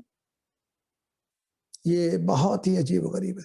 رزق پروردگار رزق نازل فرما، رزق عطا فرما، تو معلوم ہے رزق اوپر سے آ رہا ہے. یہ ظاہری جو زمین، یہ ہوائیں، یہ پانی، یہ سائل، یہ آؤٹر ریالٹیز ہیں. انر ریالٹیز کیا ہیں؟ اندرونی حقیقت کیا ہے؟ کیا تم نے اس پانی کو اس مقام سے اتارا یا ہم نے اتارا؟ یعنی رزق بھی ذات پروردگار اتارنے والی ذات ہے. یہ متقین کی صفتوں میں سے، اسی لیے قرآن کہتا ہے کہ اب دعاؤں میں بھی پڑھتے ہیں ما بنا من نعمت فمن، جتنی بھی نعمتیں ہیں، جتنے بھی فیورز ہیں، سب تیری طرف سے. ابھی میں بول رہا ہوں، یہ بولنے کی صلاحیت میری نہیں ہے، یہ اللہ تعالیٰ کی عنایت ہے کہ جو بول رہا ہوں. واللہ میں گونگا ہو سکتا ہوں اور میں ڈیف ہو سکتا ہوں، ڈم ہو سکتا ہوں. اللہ نے صلاحیت اور بولنے کی صحیح الفاظ کے استعمال، اس لیے مولا المومنین کم من ثناء جمیل لست اہلا لہ نشرتا. پروردگارہ کتنی تعریفیں لوگ میری کرتے ہیں، یہ میں اہل نہیں تھا، لیکن یہ واہ واہ تو نے لوگوں کے زبانی جاری کر دیا. یہ ہے توحید، یہ ہے مونوتھزم. اسی لیے قرآن کہتا جو بھی اللہ نے تمہیں رزق عنایت فرمایا اس کو دے دو. اب یہ تقوی کے اقسام، تقوی کے لفظ کو بہت ہم نے سنا ہے، بہت سنتے ہیں. تقوی کی تقریباً 12 اقسام ہیں. میں آج کی رات شاید ٹائم ہو رہا ہے، میں 2-3 بیان کروں گا، اس کے بعد پھر آئندہ جو ہے اس تقوی کی گفتگو کریں گے. ایک صلوات پڑھیں محمد. اللہم صلی.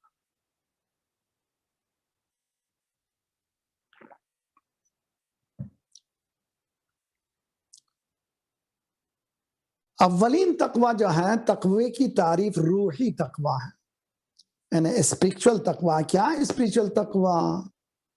کہ انسان میں ایک ملکہ، ایک ڈسپوزیشن انسان میں پیدا ہو جو گاڈ کانشیسنس کو سکھا دے، جو اللہ کے بتائے ہوئے راستے پر چلنے پر گامزن رہو، اہدنا صراط المستقیم. جس طرح سے مثلا آپ کے پاس سافٹ ویئر ہے، سافٹ ویئر کی ایک لینگویج ہے. جو لوگ سافٹ ویئر جانتے ہیں، میں نہیں جانتا، اگر میں وہ لینگویج بولنے لگوں گا ہنسیں گے، لیکن ہمارے دین کی لینگویج دوسرے لوگ بولنے لگے ہیں مگر اور پروفیشنل نہیں ہے، پروفیشنل بننے لگے ہیں. ارے بھئی آپ کا کام یہ نہیں ہے، دین سے تو کوئی تعلق نہیں ہے، آپ کیوں؟ اور جب کرٹیکل ہوتے ہیں تو کہتے ہیں وہ تو کچھ پڑھے ہی نہیں. اچھا بھی وہ تو کم از کم قوم کی صورت ہے کیا ہے؟ اب تو آپ نے دیکھا بھی نہیں صورت کو، آپ کہاں سے اتر گئے ہیں؟ تو عزیزان کرام، پروفیشنلزم کیا ہے؟ پروفیشنلزم یہ ہے کہ جو جیسا ہے، جس سے لینا چاہیے اس سے علم لینا چاہیے. اگر اس سے ہٹ جائے گا تو علم نہیں رہے گا. تو کانشیسنس، یہ جو ملکہ، اس کو شاکلہ بھی کہتے ہیں، انسان میں ایک ایبیلٹی پیدا ہوتی ہے، وہ روحانی طور پر ہمیشہ کانشیس ہوتا ہے. جیسے زبان کمپیوٹر کی سافٹ ویئر کی زبان ہے، وہ جانتا ہے کہ کون سا کوڈ سے کیا ہو جاتا ہے. اسی طرح سے روحانی تقوی روحانی کوڈ ہے، کوڈ لینگویجز ہیں. اس لینگویجز کو وہی جانتا ہے جو اس الہی نظام کے اندر جائے اور اس کو سمجھے. ورنہ جو ہے میرا تقوی کیا ہوگا؟ بہت ہی پارشل ہوگا، بہت ہی کم ہوگا. تو تقوی روحی کیا ہے؟ انسان میں ایک ایبیلٹی، ایک ملکہ پیدا ہوتا ہے جو ڈسپوزیشن ہے، جو مرنے کے بعد بھی باقی رہے گا. یہ تقوی روحی. تقوی معنوی اور تقوی فکری.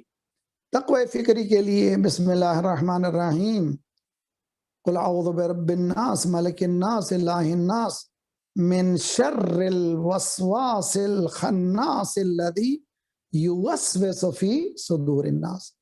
یہ خناس جو شیطان ہے وہ انٹر کہاں ہوتا ہے؟ ہمارے مین اسٹریم آف تھنکنگ، ہماری تھنکنگ میں، ہماری فکر میں انٹر ہوتا ہے. میں سوچ رہا ہوں، میں سمجھ رہا ہوں کہ میں نہیں سوچ رہا ہوں، بلکہ میری سوچ مولا علی کے برابر، استغفر اللہ. یہ کہ قرآن مجید کی سوچ ہے، یہ میں نہیں سوچ رہا ہوں بلکہ اللہ مجھے بتا رہا. یہ کہنا اس کے معنی ہے کہ معلوم ہی نہیں ہے کہ وہ گاڈ کانشیسنس رکھتا نہیں ہے. شیطان نے وسوسے میں یہ ڈال دیا ہے کہ جو وہ سوچ رہا ہے دین بھی وہی ہے. نا، دین کی ایک لینگویج ہے، جس طرح سے سافٹ ویئر کی ایک لینگویج ہے، دین کی بھی ایک لینگویج ہے. وہ دین کی لینگویج کو سیکھنا، اس وسوسے سے بچنے کے لیے انسان جب تک وساوے سے شیطان کی تعلیم حاصل نہ کرے اس سے بچ نہیں سکتا. ورنہ وہی کرے گا جو وہ سوچتا چلے جائے گا. میں یہ سمجھتا ہوں میرا، اور آج کل کہتے ہیں یہ میرا عقیدہ. ارے بھائی تم عقیدہ کو یہ اوپر سے اتر گیا ہے، عقیدہ تم کو وہی ہوئی ہے. عقیدہ بھی قرآن چاہیے، عقیدے کے لیے بھی اہل بیت کی تعلیمات چاہیے. تم یہ نہیں کہہ سکتے میں یہ عقیدہ رکھتا ہوں، میں تو کوئی نہیں، کسی مولوی کو بھی نہیں مانتا. یہ نہیں ہے. یہ کون سا ہے؟ یوسوسو فی صدور الناس. تقوی فکری بہت اہم ہے. اس کے بعد تقوی اعضاء. آج تیسرے تقوی کے بعد بات کو ختم کروں گا. تقوی اعضاء یعنی پارٹس آف دی باڈی کا تقوی. کیا ہے پارٹس آف دی باڈی کا تقوی؟ سورہ اسراء 17 سورہ ہے، آیت نمبر 36. لا تخفو ما لیس لک بہ علم. آج ہماری مغربی زبان میں پروفیشنلزم کہتے ہیں. جو جس کی پروفیشن ہے let them do, don't enter. Committee ہم کیا کہتے ہیں، ہر ایک کی ذمہ داری الگ الگ دی گئی ہے. جو ذمہ داری دی جائے وہی کریں، اب دوسرا کام کرنے نہ لگے، اس لیے کہ ان کی ایریا نہیں ہے پروفیشنلزم کی. اور میں بعض وقت مغربی دنیا کی اس خصوصیت کو بہت اچھی طرح سے مانتا ہوں. کرمنالوجی کے پاس، کرمنل لائر کے پاس جائیے کارپوریٹ پرابلم لے کر کے، وہ کہے گا کہ نا that is not my area. جائیے کس کے پاس؟ کرمنل لائر کے پاس. تو اس کے معنی یہ ہے کہ وہ they have that kind of understanding. اسی طرح سے اگر ENT کا پرابلم، اگر ہارٹ اسپیشلسٹ کے پاس جائیں گے، heart specialist this is not my area, please go to I have my friend, you can go to there. اگر ہمارے پاس پروفیشنلزم ہو جائے تو ہماری پرابلم بہت سالو ہو جائے گی. لیکن ہمارے پاس پروفیشنلزم نہیں ہے, میں کچھ جانتا نہیں ہوں مگر بن بیٹھا ہوں اور مجھے مانو تو مانو, یہ کیسے چلے گا؟ اسی لیے قرآن وارن کرتا ہے لا تقف ما لیس لک بہ علم, جس بات کا علم نہیں ہے بک بک مت کرو. لا تقف ما لیس لک بہ. اس کے بعد کیا ہے؟ ان السمع والبصر والفؤاد کل اولئک کان عنہ مسئولا. تمہارے کان بھی جواب دینا ہے تمہیں. تم نے سنا ہے کیا ہے؟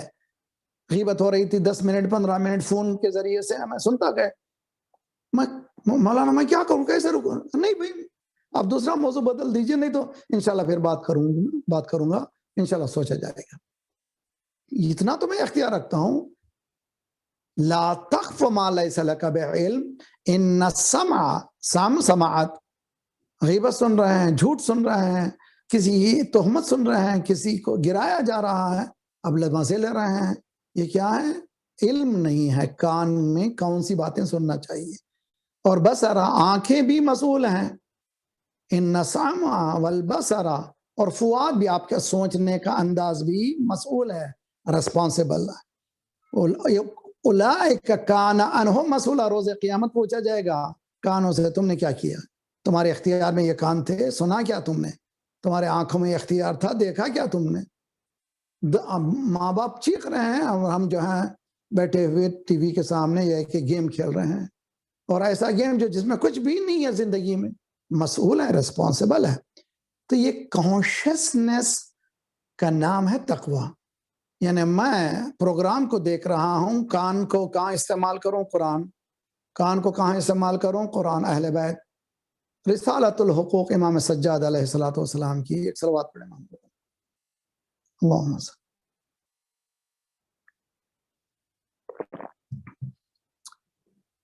بک آف چارٹر انگلش میں ٹرانسلیشن ہو چکا ہے, بہترین کتاب ہے. اور اس کو یہ اماموں کی نہج البلاغہ کا کبھی اٹھا لیجئے, ایک ورس پڑھنے لگی ہے. صحیفہ سجادیہ اٹھائیے, کبھی پڑھیے. مناجات الخمسۃ عشر 15 مناجاتیں ہیں, ان میں سے کبھی ایک جملہ اٹھا لیجئے, پڑھیے. اس کے بعد اس کو بھی پڑھیے, رسالت 1400 سال پہلے human rights, charter of rights کو مولا نے فرمایا. اس میں پارٹس آف دی باڈی کے رائٹس کیا ہیں, کان کے کیا حق ہیں, آنکھ کا کیا حق ہے, زبان کا کیا حق ہے, ہاتھوں کا کیا حق ہے, شکم کا کیا حق ہے. اللہ, یہ صرف یہ گھرانہ. اس چیز کا نام ہے تقوی. یعنی تقوی وہ ایبلٹی ہے جو ہمیں پروگرامنگ سکھاتی ہے. پروگرامنگ کیا ہے؟ میں کچھ اختیار نہیں رکھتا, میرے اللہ نے یہ پروگرام کر کے بھیجا ہے میرے پوری باڈی کو, کون سے پارٹس کو کب مجھے کیسے استعمال کرنا ہے بتایا ہے. اگر میں رانگ استعمال کروں گا, اولئک کان عنہ مسئولا, دے آر ریسپانسیبل. یہ حقیقت ہے. شب جمعہ, شب دعا, وقت زیادہ ہوگا, معافی چاہتا ہوں, انشاءاللہ اللہ قبول کریں. تو مجھے اس وقت پہلی رجب, یعنی شب پہلی رجب بھی امام حسین علیہ السلام کی زیارت کے لیے بتایا گیا. یعنی رجب کی پہلی رات, یعنی کل, اگر تقریباً آپ کو شام تک پتہ چل جائے گا کہ پہلی ہے یا نہیں ہے, یقیناً ہفتے کو پہلی ہے, معلوم کر لیجئے. مستحب ہے کل آپ جمعے کا غسل جب لیں تو کل رات کا بھی نیت کر لیں, اس کے ساتھ کر سکتے ہیں. ایک ہی غسل میں کئی نیتیں ہو سکتی ہیں. تو میں سوچتا ہوں کہ یہ زیارت امام حسین رجب میں, اور حتیٰ ہمارے ہاں جب عید کا مسئلہ آتا ہے تو عموماً ہمارے پاس زیارت امام حسین پڑھی جاتی ہے. اور سوچتا ہوں کہ میں یہ زیارت امام حسین ہے کیوں کہا گیا عید کی رات کو زیارت حسین پڑھو, امام حسین پڑھو, روز عید امام حسین کی زیارت پڑھو. جیسے بعض لوگ جوان آج کل کہ عید فطر نہیں ہے, امام کا 10واں ہے, اور عید الاضحیٰ نہیں ہے حضرت مسلم کے سوئے، اس کی جو چکر ہے اس میں جانے کی ضرورت ہی نہیں ہے۔ روز عید زیارت امام حسین ہے، خود یہ زیارت بے اختیار رونے کا دن ہے، رلاتی ہے۔ کربلا میں امام حسین علیہ السلام کو کس وقت زیادہ مولا امام حسین جس کو کہتے ہیں کنسرن امام کا زیادہ کب تھا؟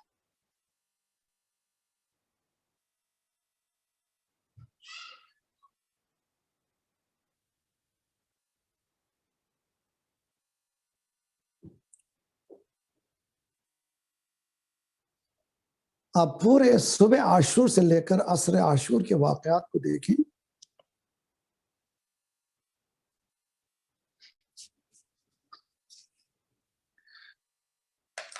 امام حسین کے لیے مشکل ترین موقع خود مولا کا حالت جنگ میں تھی،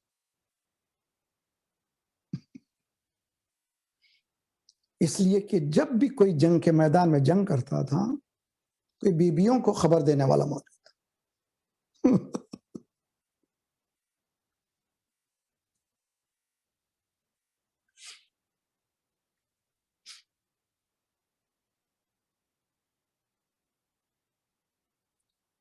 اب امام جنگ کر رہے ہیں، جنگ کرتے ہوئے ہر مرتبہ خیال آ رہا ہے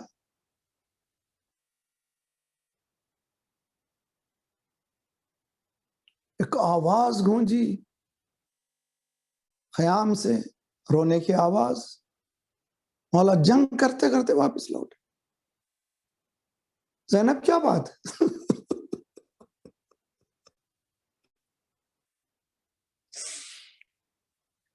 سوچ نہیں سکتے، ان لمحات کو ہم بیان نہیں کر سکتے، نہ ہی اس پین کو سمجھ سکتے۔ آخری شہید ہے، حسین ہے، جس کے خون کے پیاسے ساری فوج۔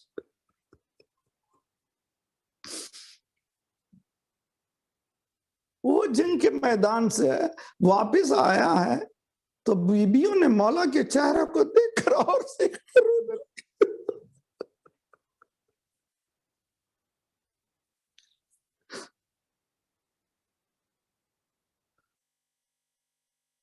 دیکھا زخموں کے نشان ہیں، خون کے دھبے ہیں۔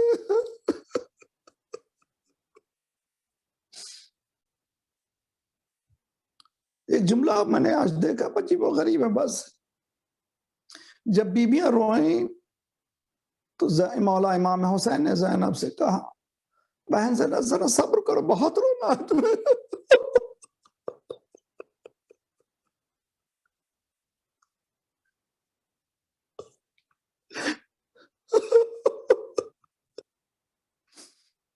ابھی تو بہت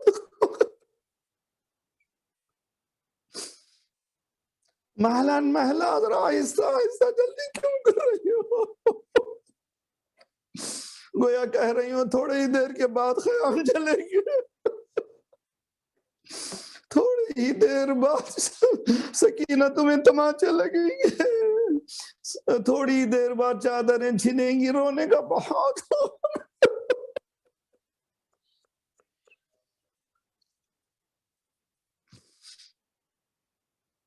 پھر مولا نے تسلی کے لیے دیکھو میں جا رہا ہوں، جانا ہے ادھر دشمن کہیں حملہ نہ کر دے، میں ہر بار آواز کو بلند کروں گا، سمجھنا کہ میں زندہ ہوں۔ میدان میں گھمسان کی جنگ لڑتے تھے مولا، پھر پلٹ کر آتے تھے خیام کے پیچھے، آواز دیتے تھے لا حول ولا قوت، آسمان کی طرف بلند کر کے سر اٹھاتے تھے، کہتے لا حول ولا، یعنی گھبراؤ نہیں، میں ابھی زندہ ہوں، میں ابھی زندہ ہوں۔ ایک جملہ بس کافی ہے رونے کے لیے، اگر یہ آواز رک جائے۔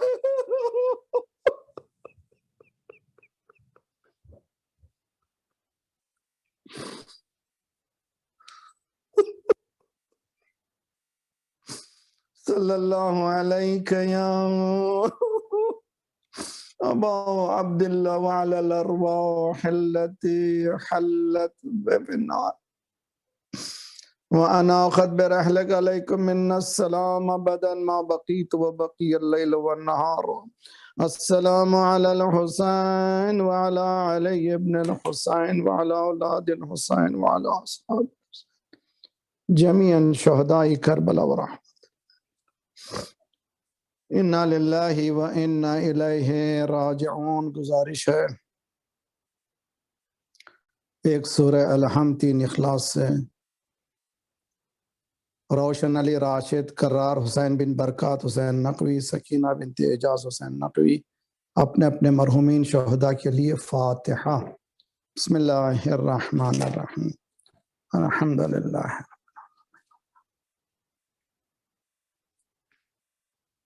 اہدنا الصراط.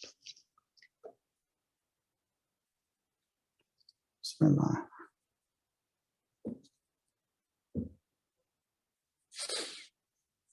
سکینہ بنت اعجاز حسین رضوی.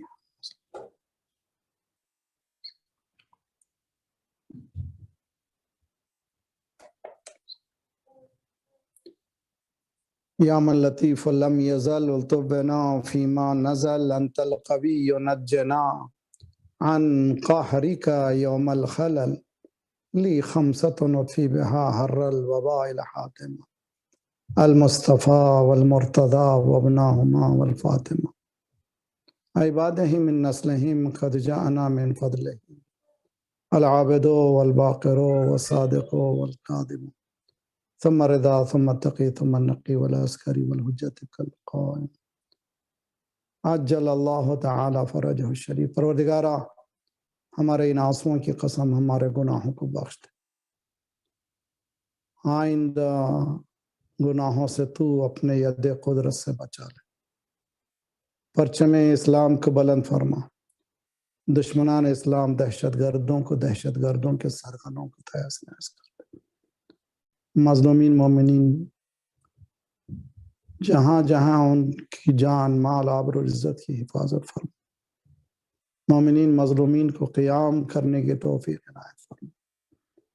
پروردگارہ ظالمین کو، مفسدین کو، مجرمین کو ان کے کیفر کردار تک جلد سے جلد پہنچا دے.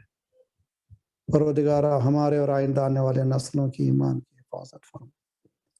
مالک شب جمعہ ہے، ہمارے مرحومین ہمارے دروازوں کی طرف دیکھ رہے ہیں. ان کے برزخی حالات کو بہتر سے بہتر کر. ان کو جوار ائمہ میں جگہ عنایت فرما. مالک پروردگارہ مراج رہبر کے سائے کو ہمارے سروں پر سلامت رکھ. انقلاب اسلامی کو انقلاب مہدی تک ملا دے. جلد سے جلد مولا کا ظہور فرما. ہم سب کو ناصروں میں شمار فرما. کووڈ کے حوالے سے اور اسی طرح سے دوسرے بیماروں میں جو مبتلا جو التماس سے دعا کرتے ہیں سب کو صحت کاملہ عاجلہ عنایت فرما. اللہم صلی علی محمد.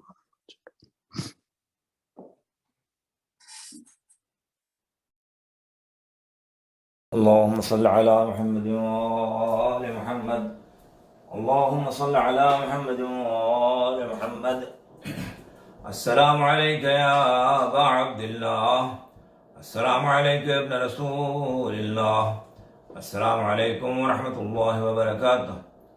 السلام عليك يا وارث آدم صفوة الله. السلام عليك يا وارث نوح النبي الله. السلام عليك يا وارث إبراهيم خليل الله. السلام عليك يا وارث موسى كريم الله. السلام عليك يا وارث عيسى روح الله. السلام عليك يا وارث محمد حبيب الله. السلام عليك يا وارث أمير المؤمنين علي ولي الله. السلام عليك يا ابن محمد المصطفى. السلام عليك يا ابن علي المرتضى. السلام عليك يا ابن فاطمة الزهراء. السلام عليك يا ابن خديجة الكبرى. السلام عليك يا ثار الله وابن ثاني والوتر الموتور. أشهد أنك قد قمت الصلاة وآتيت الزكاة وأمرت بالمعروف ونهيت عن المنكر وأطعت الله ورسوله حتى أتاك اليقين. فلعن الله أمة قتلتك ولعن الله أمة ظلمتك ولعن الله أمة سمعت بذلك فرضيت به. يا مولاي يا أبا عبد الله، أشهد أنك كنت نورا في الأصلاب الشامخة والأرحام المطهرة، لم تنجسك الجاهلية بأنجاسها ولم تلبسك بمدهمات ثيابها، وأشهد أنك من دعائم الدين وأركان المؤمنين، وأشهد أنك الإمام البر التقي الرزي الزكي الهادي المهدي، وأشهد أن الأئمة من ولدك كلمة التقوى وعلام الهدى والعروة الوثقى والحجة على أهل الدنيا، وأشهد الله وملائكته وأنبياءه ورسله أني بكم مؤمن وبيابكم موقن بشرائع ديني وخواتيم عملي، بقلبي لقلبكم سلم وأمري لأمركم متبع، صلوات الله عليكم وعلى أرواحكم وعلى أجسادكم وعلى أجسامكم وعلى شاهدكم وعلى غائبكم وعلى ظاهركم وعلى باطنكم. السلام عليكم ابن رسول الله، السلام عليكم ابن نبي الله، السلام عليكم ابن أمير المؤمنين، السلام عليكم ابن حسين الشهيد، السلام عليك أيها الشهيد ابن الشهيد، السلام عليك أيها المظلوم وابن المظلوم. لعن الله أمة قتلتك، ولعن الله أمة ظلمتك، ولعن الله أمة سمعت بذلك فرضيت به. السلام عليكم يا أولياء الله وأحباه، السلام عليكم يا أسفياء الله وأبداه، السلام عليكم يا أنصار دين الله، السلام عليكم يا أنصار رسول الله، السلام عليكم يا أنصار أمير المؤمنين، السلام عليكم يا أنصار فاطمة الزهراء سيدة نساء العالمين، السلام عليكم يا أنصار أبي محمد الحسن بن علي الزكي الناصح، السلام عليكم يا أنصار أبي عبد الله، بأبي أنتم وأمي طبتم وطابت الأرض التي فيها دفنتم وفزتم والله فوزا عظيما، ويا ليتني كنت معكم فأفوز فوزا عظيما. السلام عليك يا مولاي يا سيدي يا أبا الفضل العباس ابن أمير المؤمنين، أيها العبد الصالح المطيع لله ولرسوله ولأمير المؤمنين والحسن والحسين صلى الله عليه وسلم. السلام عليكم يا أهل بيت النبوة موضع الرسالة مختلف الملائكة محمد وحي النذير على أسير الكربات وقدير العبرات. السلام على أبا محمد الحسن يا ابن أمير المؤمنين، السلام على علي بن الحسين ومحمد بن علي وجعفر بن محمد وموسى بن جعفر وعلي بن موسى ومحمد بن علي وعلي بن محمد والحسن بن علي والحجة بن الحسن قام من المهدي.